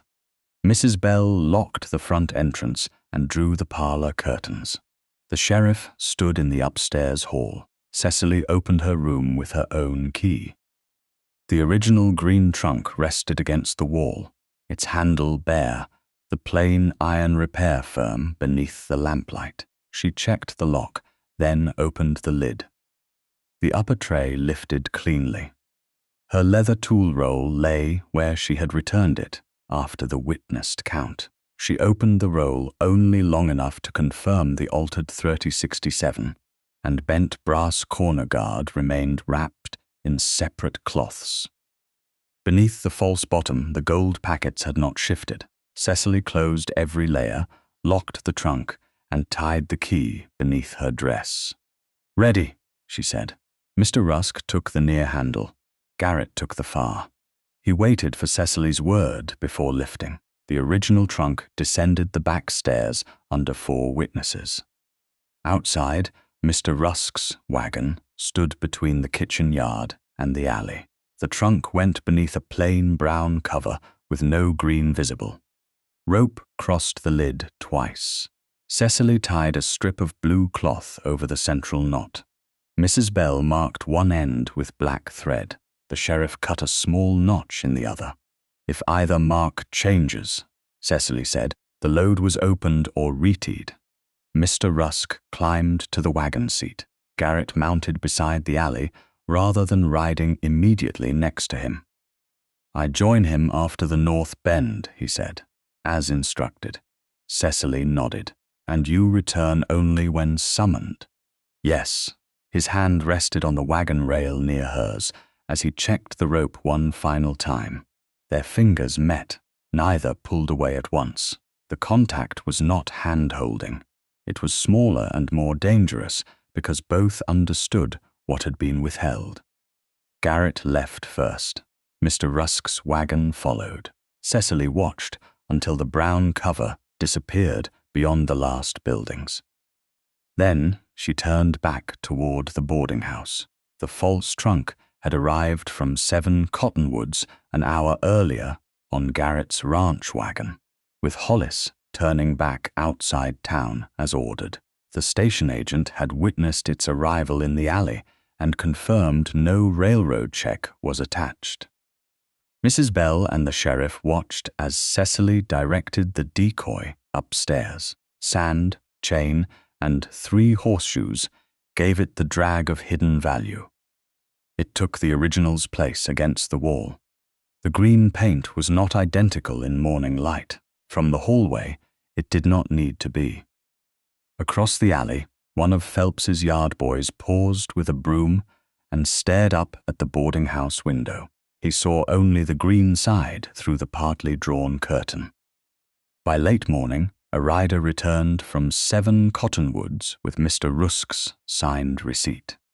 The original trunk had arrived. The blue cloth seal remained intact. Garrett had not opened it, altered it, or sent a message asking for more authority than Cecily had given. She folded the receipt and placed it with the witnessed count. In the afternoon, Cecily went to the depot and requested an outbound manifest for 1 green trunk under her own name. "Destination?" the station agent asked. "Leave it open until I provide the route. Phelps will hear of this. That is the purpose. And the collection company, none authorized." He wrote the entry and sanded the ink. When Cecily stepped back from the counter, Garrett stood near the public door. He had returned to town only because her noon summons had reached the ranch. Dust marked his shoulders from the ride. He remained where the note had told him to wait. The trunk arrived safely, Cecily said. The seal, unbroken. No one followed us past the South Fork. Did you look inside? No. Did you ask Mr. Rusk too? No. Did you tell the ranch hands what it held? No. Cecily's fingers rested on the counter. Garrett came close enough to hear without making the meeting private. Then you did what I asked. Yes, even when you believed more protection might be wiser. Especially then. The station door opened behind them. Denton Phelps entered, carrying a folded paper sealed with dark red wax. His younger transfer man followed several steps back, face drawn and eyes fixed on the floor. Phelps placed the document on the counter. "Collection order," he said, "for Cecily Marston's outbound trunk." Cecily did not touch it. Her name appeared across the bottom in a hand that tried to imitate firmness and failed. "That is not my signature." Phelps smiled, as though refusal were the final formality he had expected. "Then tomorrow we will determine whose authority the railroad recognizes." The forged collection order remained on the station counter, while the agent examined Cecily's signature in the freight register. "This is not hers," he said. Denton Phelps rested one gloved hand beside the paper. "The order came through my office with instructions for early loading." "From whom?" "A forwarding concern east of here." "Name it." Phelps opened a second document. The route was changed to the rear siding before the morning passenger traffic. "That is all the authority my men require." The station agent took the route memorandum and read it beneath the lamp. Cecily stood close enough to see the doubled underline beneath the baggage number and the downward hook at the end of the second line. The junior clerk saw it too. His face tightened. "That is how Mr. Phelps marks transfer numbers," he said. Phelps turned toward him. "Many officers underline figures. Not like that." The clerk swallowed and forced himself to continue. "You draw the second line down at the right. You say it keeps a man from adding another digit." Phelps's expression did not change. "A habit of penmanship is not forgery." "No," Cecily said. "It is one fact beside others." The agent opened the dispatch book and checked the entries from the railroad wire. No route change had arrived. No forwarding concern had requested collection. No order authorized movement to the rear siding. "These papers do not release the trunk," he said. "They do not alter its route, and they do not place it in your custody."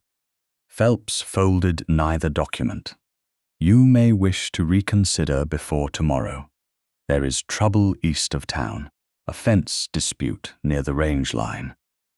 The sheriff will have more serious business than a disagreement over baggage." The county sheriff, standing near the stove, lifted his head. "Who told you that?" "A rider came through my yard."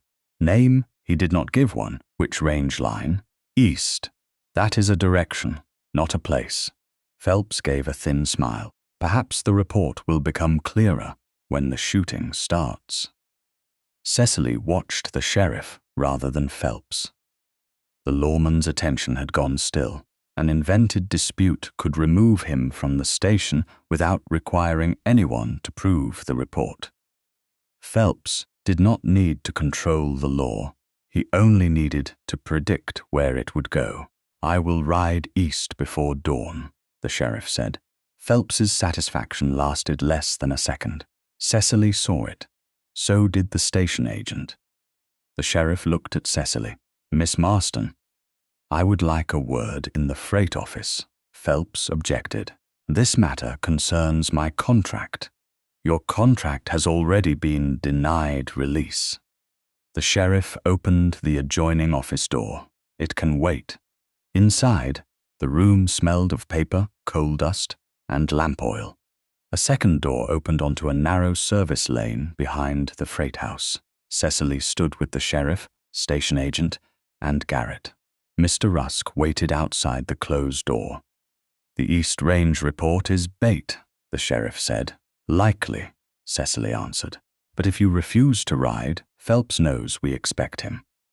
So I leave publicly and return privately. The sheriff nodded toward the service door. I can circle south, leave my horse behind the livery, and come through this lane before first light. No arrest until he acts, Cecily said. Not for carrying papers we already know are false. The papers can be denied. If he moves the trunk after the owner and station agent refuse release, the act is clearer. The station agent rubbed his jaw. I will record the decoy's arrival in the yard and refuse any change not supported by a railroad wire. The boarding house keeper and Mr. Rusk will witness the trunk leaving her room, Cecily said. Garrett goes to the rear gate. Garrett's attention shifted to her. With what? An empty cattle wagon, broad enough to block the gate without striking Phelps's team. And if he draws, you may carry your revolver. Cecily held his gaze. You do not draw unless a life is directly threatened. If he drives through me, you hold the gate. If he drives through you, the question came lower. You hold the gate. Garrett accepted the answer, though the muscle along his jaw remained hard. Where will you be? Where the owner of the trunk must be. The sheriff looked between them. Who knows I am returning? Only the 4 people in this room, Cecily said. Mr. Rusk knows his wagon duty. Mrs. Bell knows she will witness removal. The porter knows only that a trunk is to be loaded. And Latimer's men, none of them come to town. Garrett nodded. As ordered, the station agent collected the forged papers. I will keep these here. Seal them in an envelope, Cecily said. Write the hour they were presented. Have the clerk witness the seal. Phelps had tried to turn handwriting into authority. Cecily intended to answer with records he could not casually replace.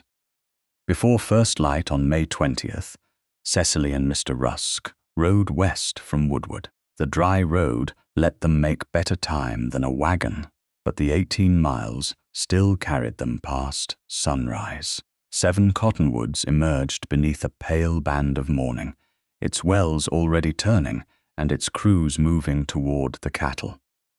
Garrett was not there. He remained in Woodward because Cecily had assigned him no part in retrieving the evidence.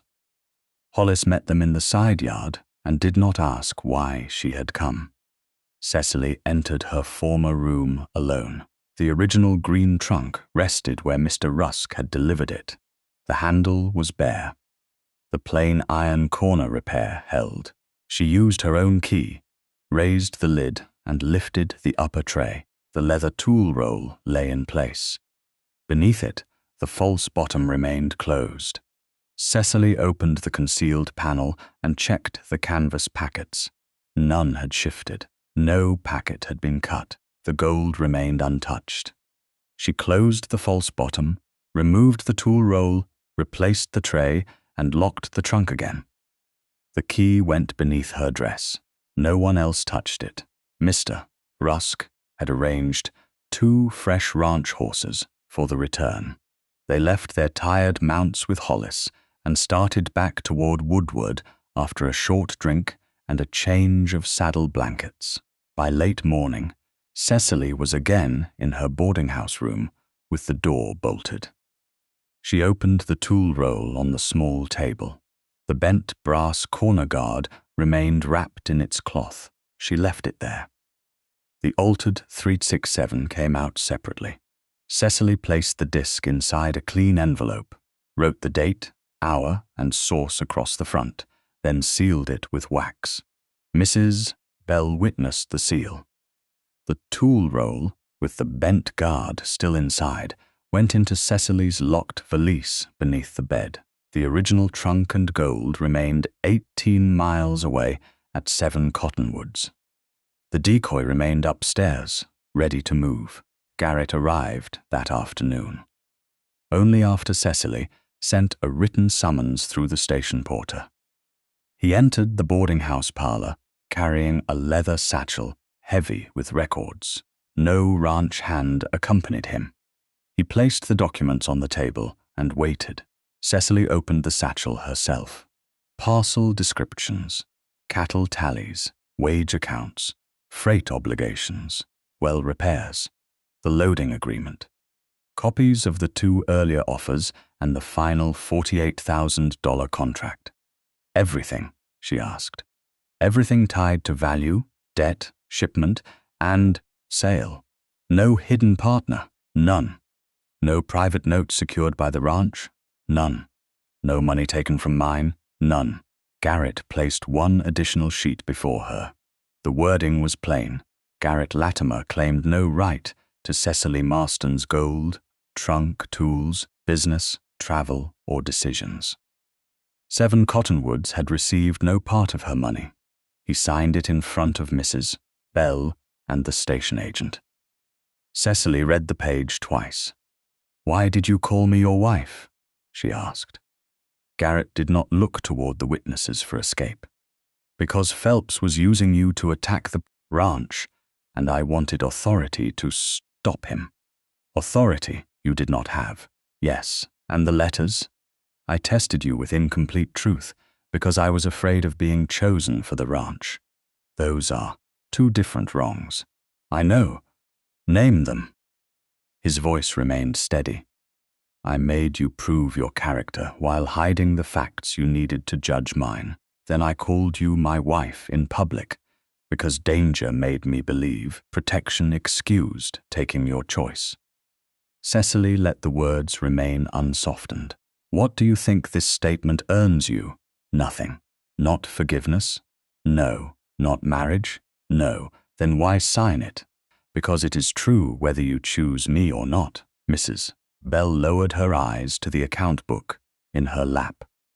The station agent studied the window. Garrett stood with both hands loose at his sides, stripped of every defense except conduct. Cecily crossed the room. He did not reach for her. She placed her arms around him first. His body went still, as though even relief required permission. Only when she pressed closer did his hands settle across her back. The embrace held warmth, regret, and the unfinished shape of trust. Cecily rested her cheek against his patched. She did not kiss him. Garrett did not ask. When she stepped away, "Rear gate," she said. "Empty cattle wagon. Before dawn, I will be there. No ranchmen, none. No drawn weapon unless a life is directly threatened." "Understood. And you hold the place I assign, even if you think I am in danger." The hardest answer took one breath. "Yes." Outside the parlor window, Denton Phelps stood beside his transfer wagon with the younger man from the freight room. A route memorandum lay on the wagon seat. Phelps pointed to the signature line. The younger man shook his head. "I won't sign that." Phelps leaned closer. "You will report before dawn." The station agent refused the order. "The station agent will see a matching check and a trunk already loaded. By the time he finishes objecting, the sheriff will be east and Latimer will be too late." The younger man looked toward the boarding house, fear plain even at a distance. Phelps folded the paper and slipped it into Goko. Then his hand followed it, deeper, closing around a brass disc no one in the parlor had yet seen. The genuine 3T87. He believed one piece of metal could make theft look like procedure. By dawn, he intended to prove it. Before dawn on May 21st, Cecily opened the boarding house room while Mrs. Bell held the lamp and Mr. Rusk waited in the hall with the station porter. The false green trunk stood where the original had stood, heavy with sand, chain, and 3 worn horseshoes. No baggage check hung from its handle. Cecily tested the lock, pressed the lid once, and nodded. "Take the stairs slowly, near end first." Mr. Rusk and the porter lifted on her word. Mrs. Bell followed close enough to witness every landing. The trunk crossed the kitchen yard and went on to Rusk's flat wagon beneath a plain canvas. Cecily walked beside it to the freight house. The eastern sky had only begun to pale when the station agent entered the decoy in the yard record under Cecily Marston's name and wrote the hour beside it. The sheriff had already ridden east in public view. Only Cecily, the agent, and the sheriff knew he had circled south, left his horse behind the livery, and returned through the narrow service lane. He waited now in the adjoining freight office with the interior door shut. Garrett was not inside the yard. He had placed an empty cattle wagon across the rear approach, leaving enough room for ordinary station work, but not enough for a loaded transfer wagon to pass at speed. Cecily had assigned him that position. He remained there. The original trunk and every dollar of gold stayed 18 miles away at 7 Cottonwoods. The bent brass corner guard remained in Cecily's locked tool roll at the boarding house. The altered 3067 rested in its sealed envelope inside her coat. Her genuine passenger, half 3087, lay in a small purse tied beneath her dress. Nothing valuable entered the trap except evidence. Phelps arrived earlier than the station agent expected, driving one of his transfer wagons with the younger man seated beside him and an older yard hand riding the rear step.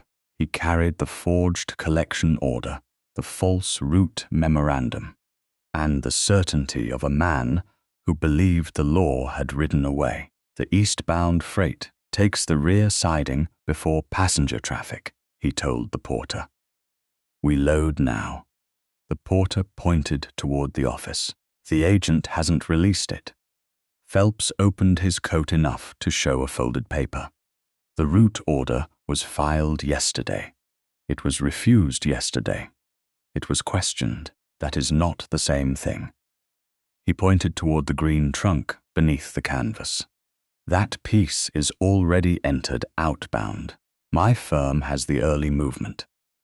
The older yard hand did not wait for further argument. He and the porter shifted the decoy from Rusk's wagon to the ground, then onto the rear lip of Phelps's transfer wagon. The younger man touched neither handle. By the time the station agent crossed the platform, the trunk was already on Phelps's wagon, though no line had yet been taken up. Unload it, the agent said. Phelps turned with mild surprise arranged across his face. Your own yard record shows an outbound trunk. It shows arrival, not release. The route memorandum authorizes early siding movement. There is no wire to support it. Cecily stepped from beside Rusk's wagon, and I gave no collection order. Phelps's gaze settled on her. Miss Marston, you continue to mistake procedure for personal insult. You continue to mistake my name for your permission. The station agent held out his hand. The papers. Phelps passed over copies, keeping one folded against his palm. The forwarding concern will confirm them. Then it can do so by wire.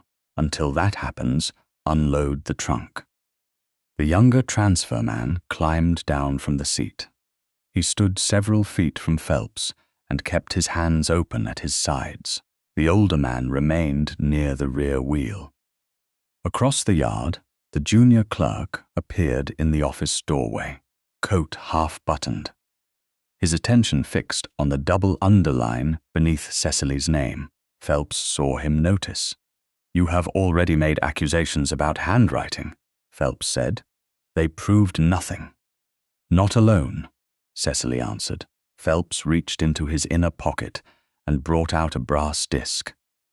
He held it between thumb and forefinger where the station lamp could catch the stamped number. 387. The true trunk half. Cecily had expected its existence. Seeing it in his hand still drew the air tight across her ribs. Phelps smiled. Matching active check. Proper transfer possession. If Miss Marston's trunk was entered under this number, my company is entitled to move the matching piece. Where did you get that? The station agent asked. Recovered through transfer channels. There is no recovered check entry. A clerk failed to write one. Which clerk? Phelps looked toward the younger man. He handled the trunk when it arrived. The younger man's face went gray. I didn't make any recovered entry. Because I told you I would do it. You told me not to touch the book. Phelps's smile vanished. Cecily untied the purse beneath her dress and brought out her passenger half treaty 87. She placed it on the station agent's open ledger without surrendering her grip. Issued to me in St. Louis, she said. The agent held Phelps's disc beside hers. The worn edges met. A shallow rivet scar aligned across the pair. These belong together, he said, the active pair on Miss Marston's incoming baggage record. Cecily removed the sealed envelope from her coat, and this was attached to my trunk when it reached the public cart. She broke the wax in front of the witnesses and tipped the altered 3T67 onto a clean sheet of paper. The filed 0, false strike, and blackened tool marks showed beneath the lamp. The junior clerk stepped closer. Mr. Phelps took retired checks from the 3060 range 3 weeks before the train came, he said. I opened the cabinet because he ordered me to. Phelps turned on him. You cannot identify that disc. No, I can identify what you asked for and how you mark numbers. The clerk pointed to the forged route memorandum. Double underline. Downward hook at the end, the same as the transfer slips you write. Penmanship is not proof. No, Cecily said, but you have the missing active half. Your office had the declared value. Your men had access to the enclosed room. A retired check was altered and put on my trunk. Your papers carry my name without my signature, and the station agent has refused release. The last fact mattered most now. The agent faced Phelps, unloaned the trunk. Phelps folded the forged order and slipped it back into his coat. The rear siding schedule will not wait while a frightened woman learns railroad practice. Cecily moved closer to the wagon, but kept clear of the wheels. I deny permission to move that trunk. Your denial is noted. It is binding, not when the active check is in transfer possession. You stole the check that creates the appearance of authority. Phelps looked at the younger man. Take the lines. The younger man did not move. I said, take the lines. The agent refused release. You work for me, not for this. The words came thin, but they came.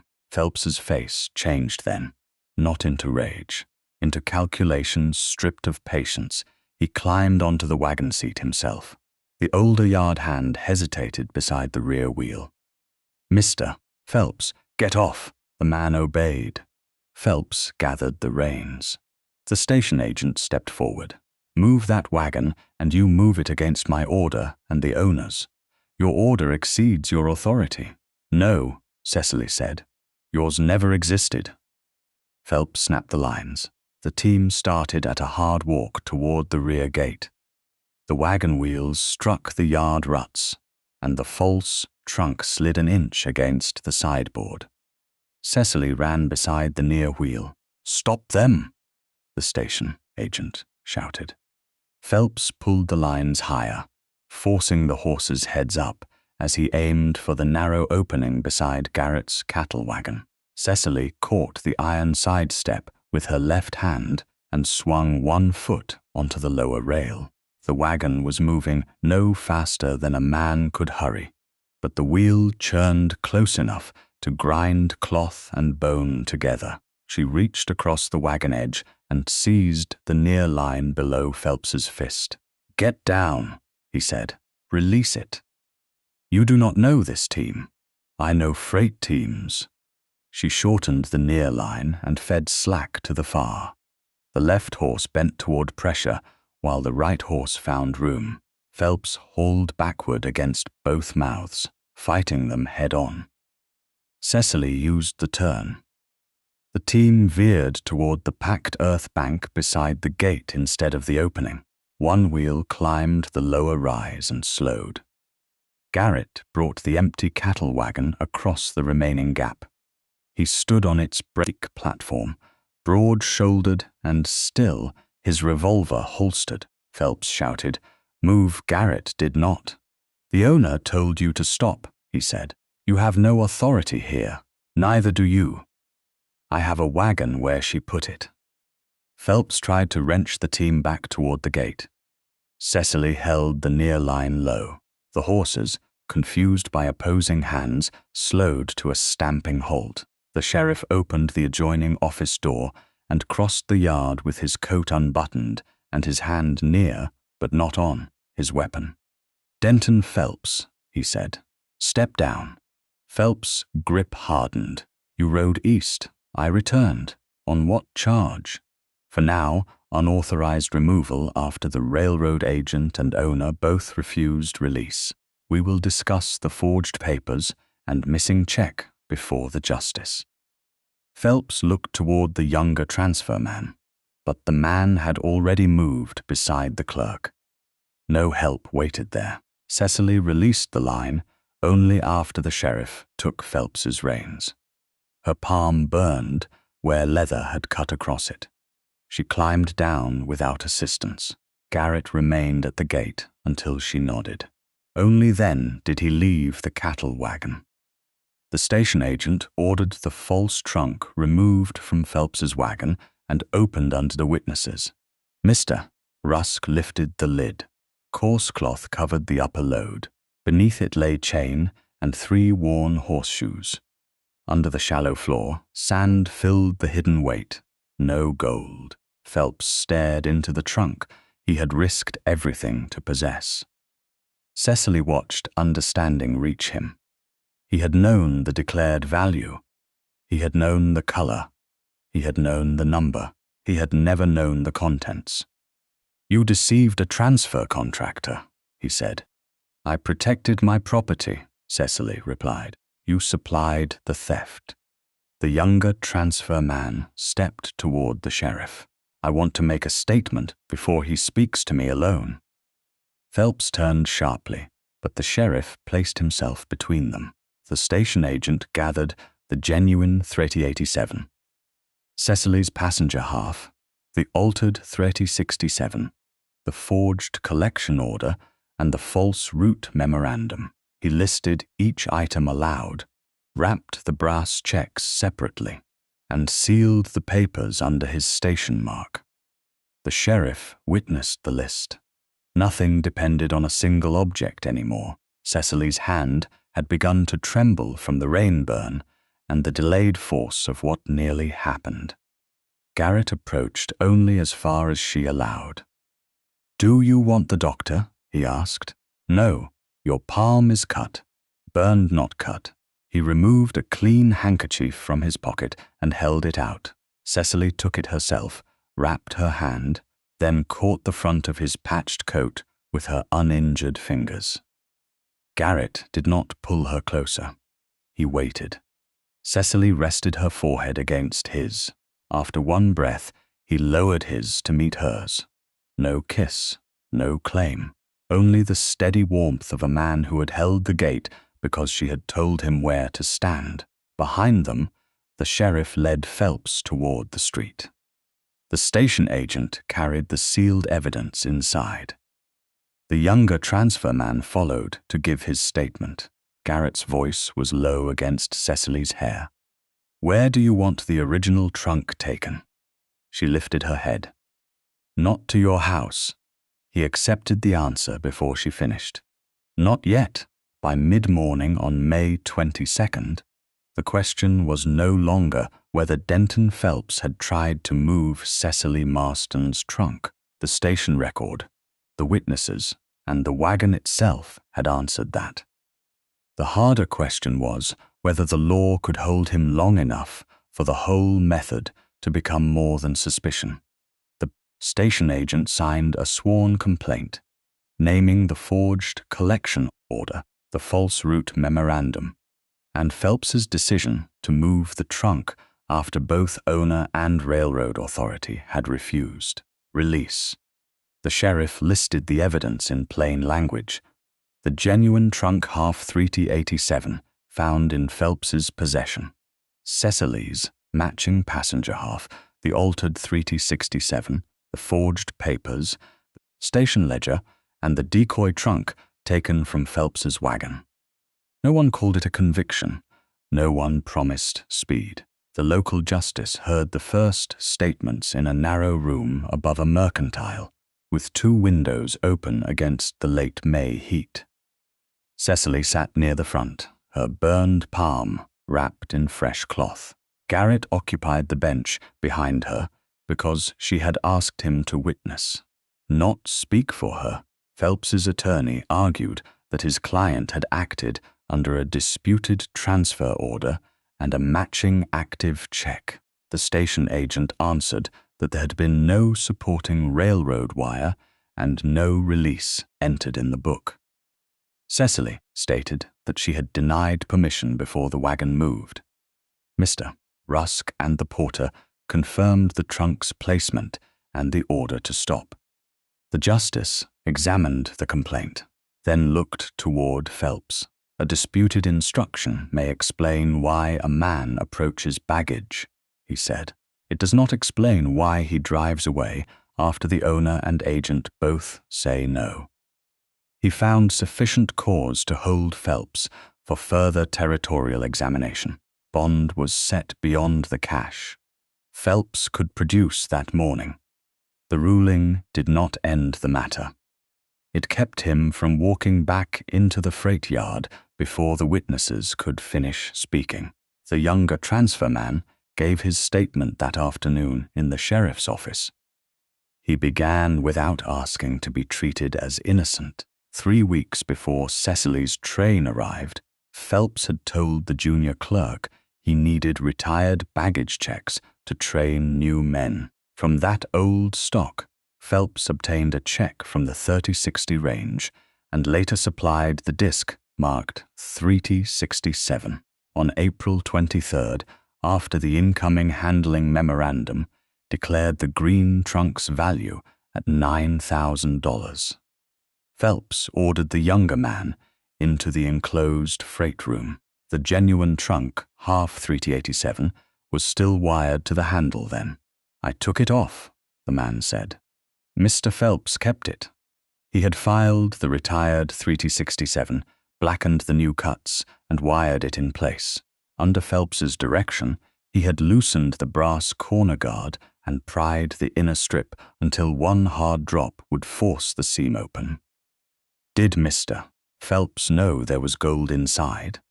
The sheriff asked. He knew the declared value, not the packing.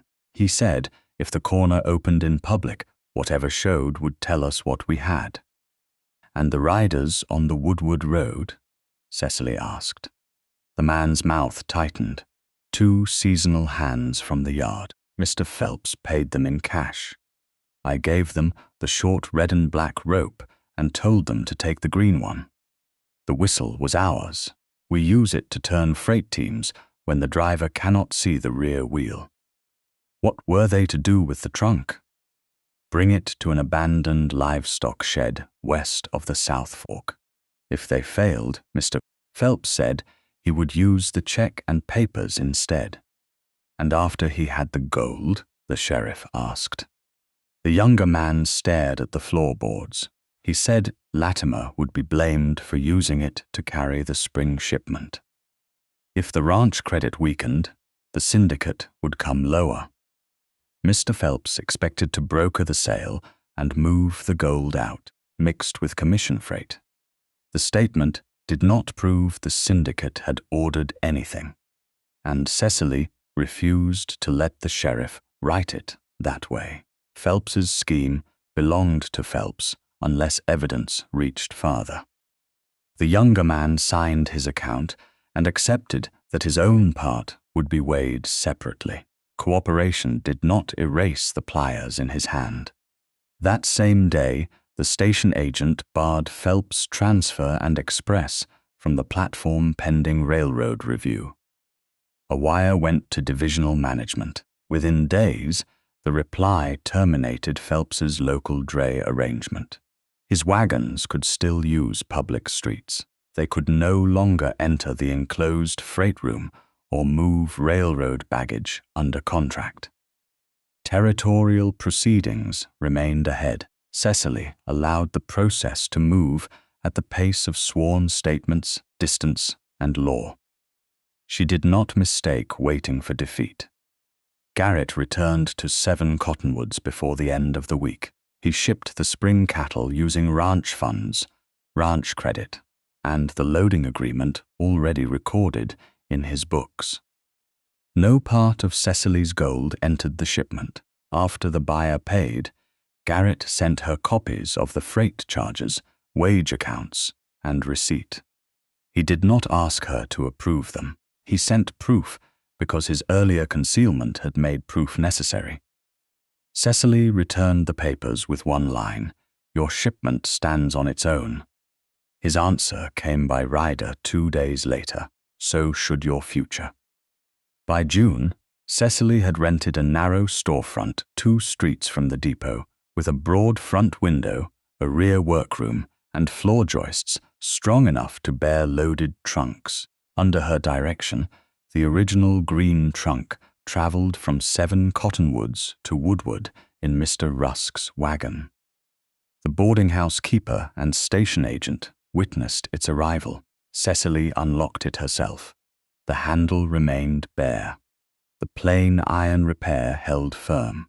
She checked the false bottom, counted no coins, and merely confirmed that the packets had not shifted. Garrett carried one end only after she named his position.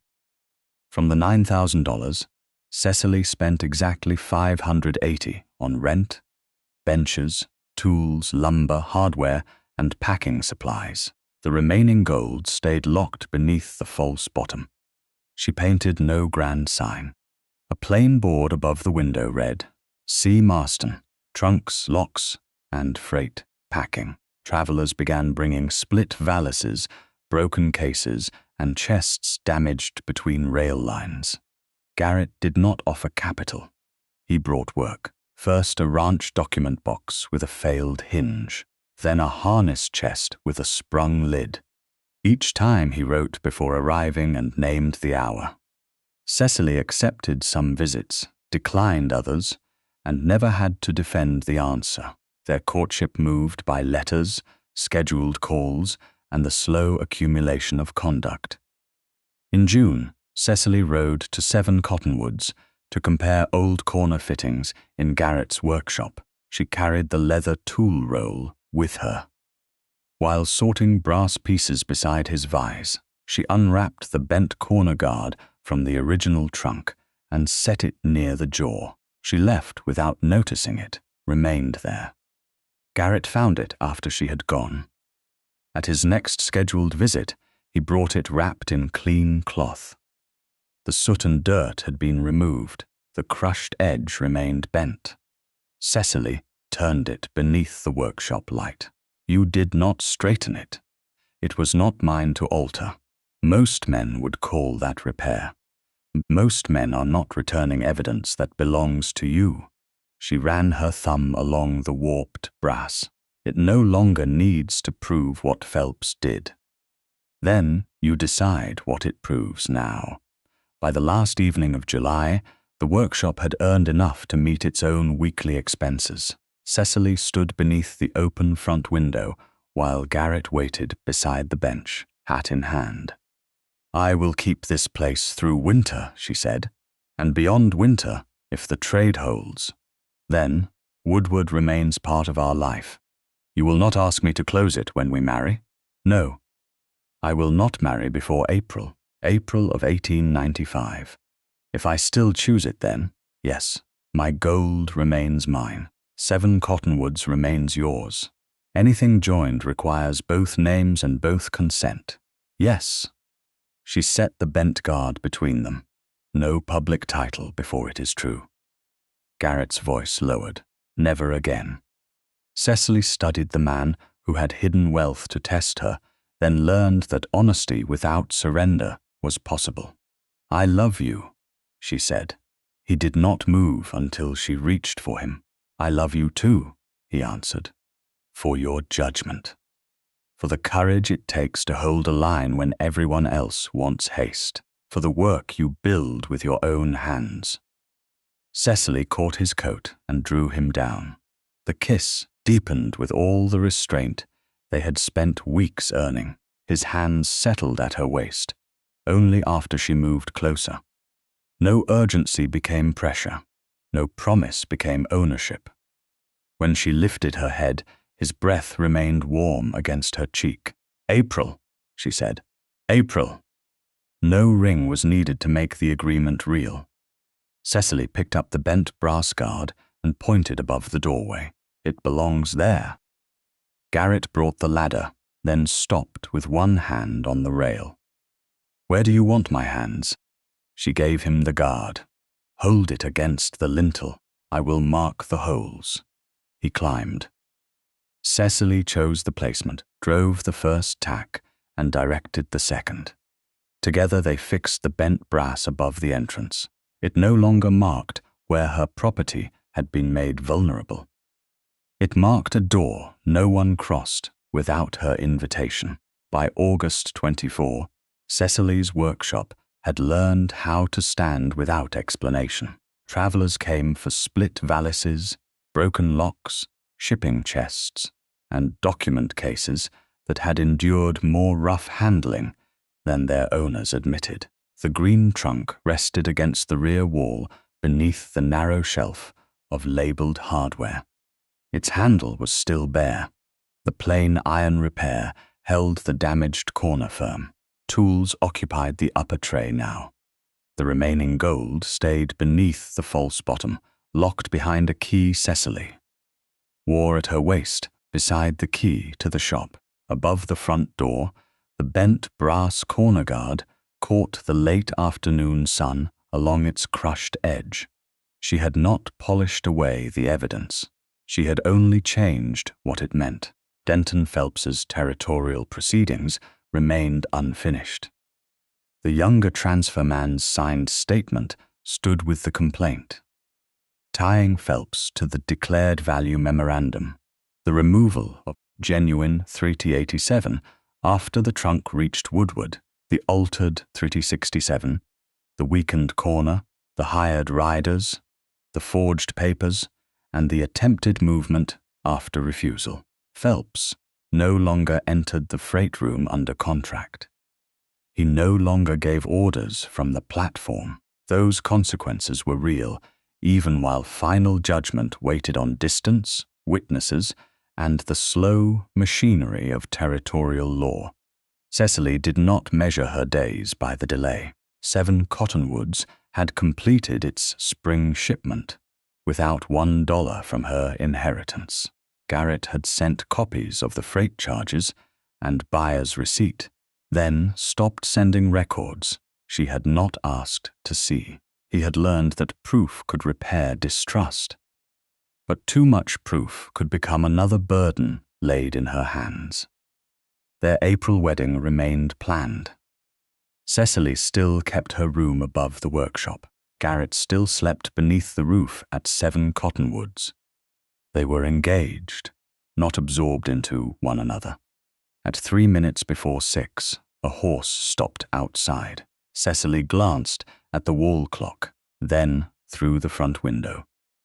Garrett tied the reins to the rail and lifted a battered leather document case from behind the saddle. His patched coat remained the same one he had worn to the depot 4 months earlier, though the right cuff now carried a fresh line of stitching. He stood on the boardwalk. The door was unlocked. He waited. Cecily crossed the room and opened it. "You are early. By the station clock, I have 2 minutes. The station clock loses time. Then I have offended the schedule without knowing it.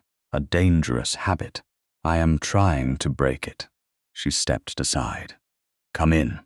Garrett removed his hat before crossing the threshold. His attention passed over the finished repairs on the benches, the new drawers beneath the counter, and the original trunk in the rear.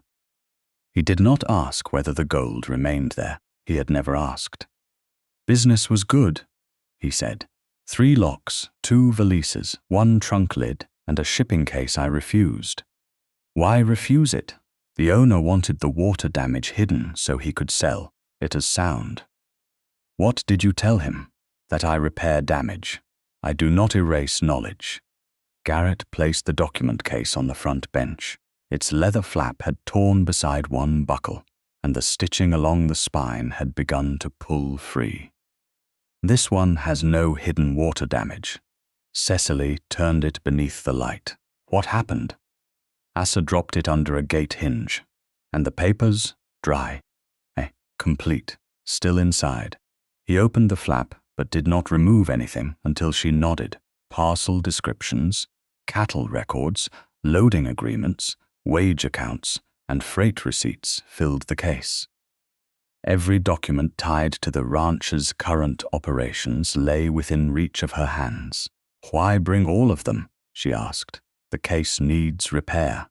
I did not want to leave the papers in the yard office overnight." "You trust me with the ranch records?" "Yes." "That is not the same as asking me to manage them." "No." Garrett met her gaze. "I am asking you to mend the case." Cecily ran one finger along the torn leather.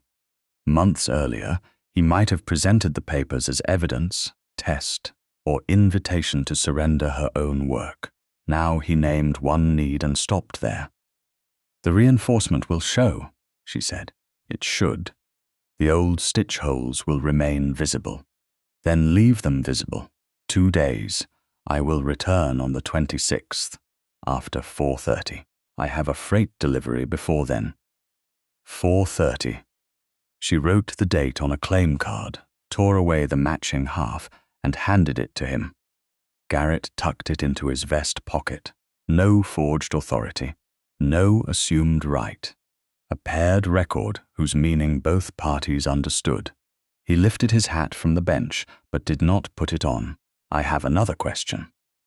Cecily leaned against the work table. "Ask it."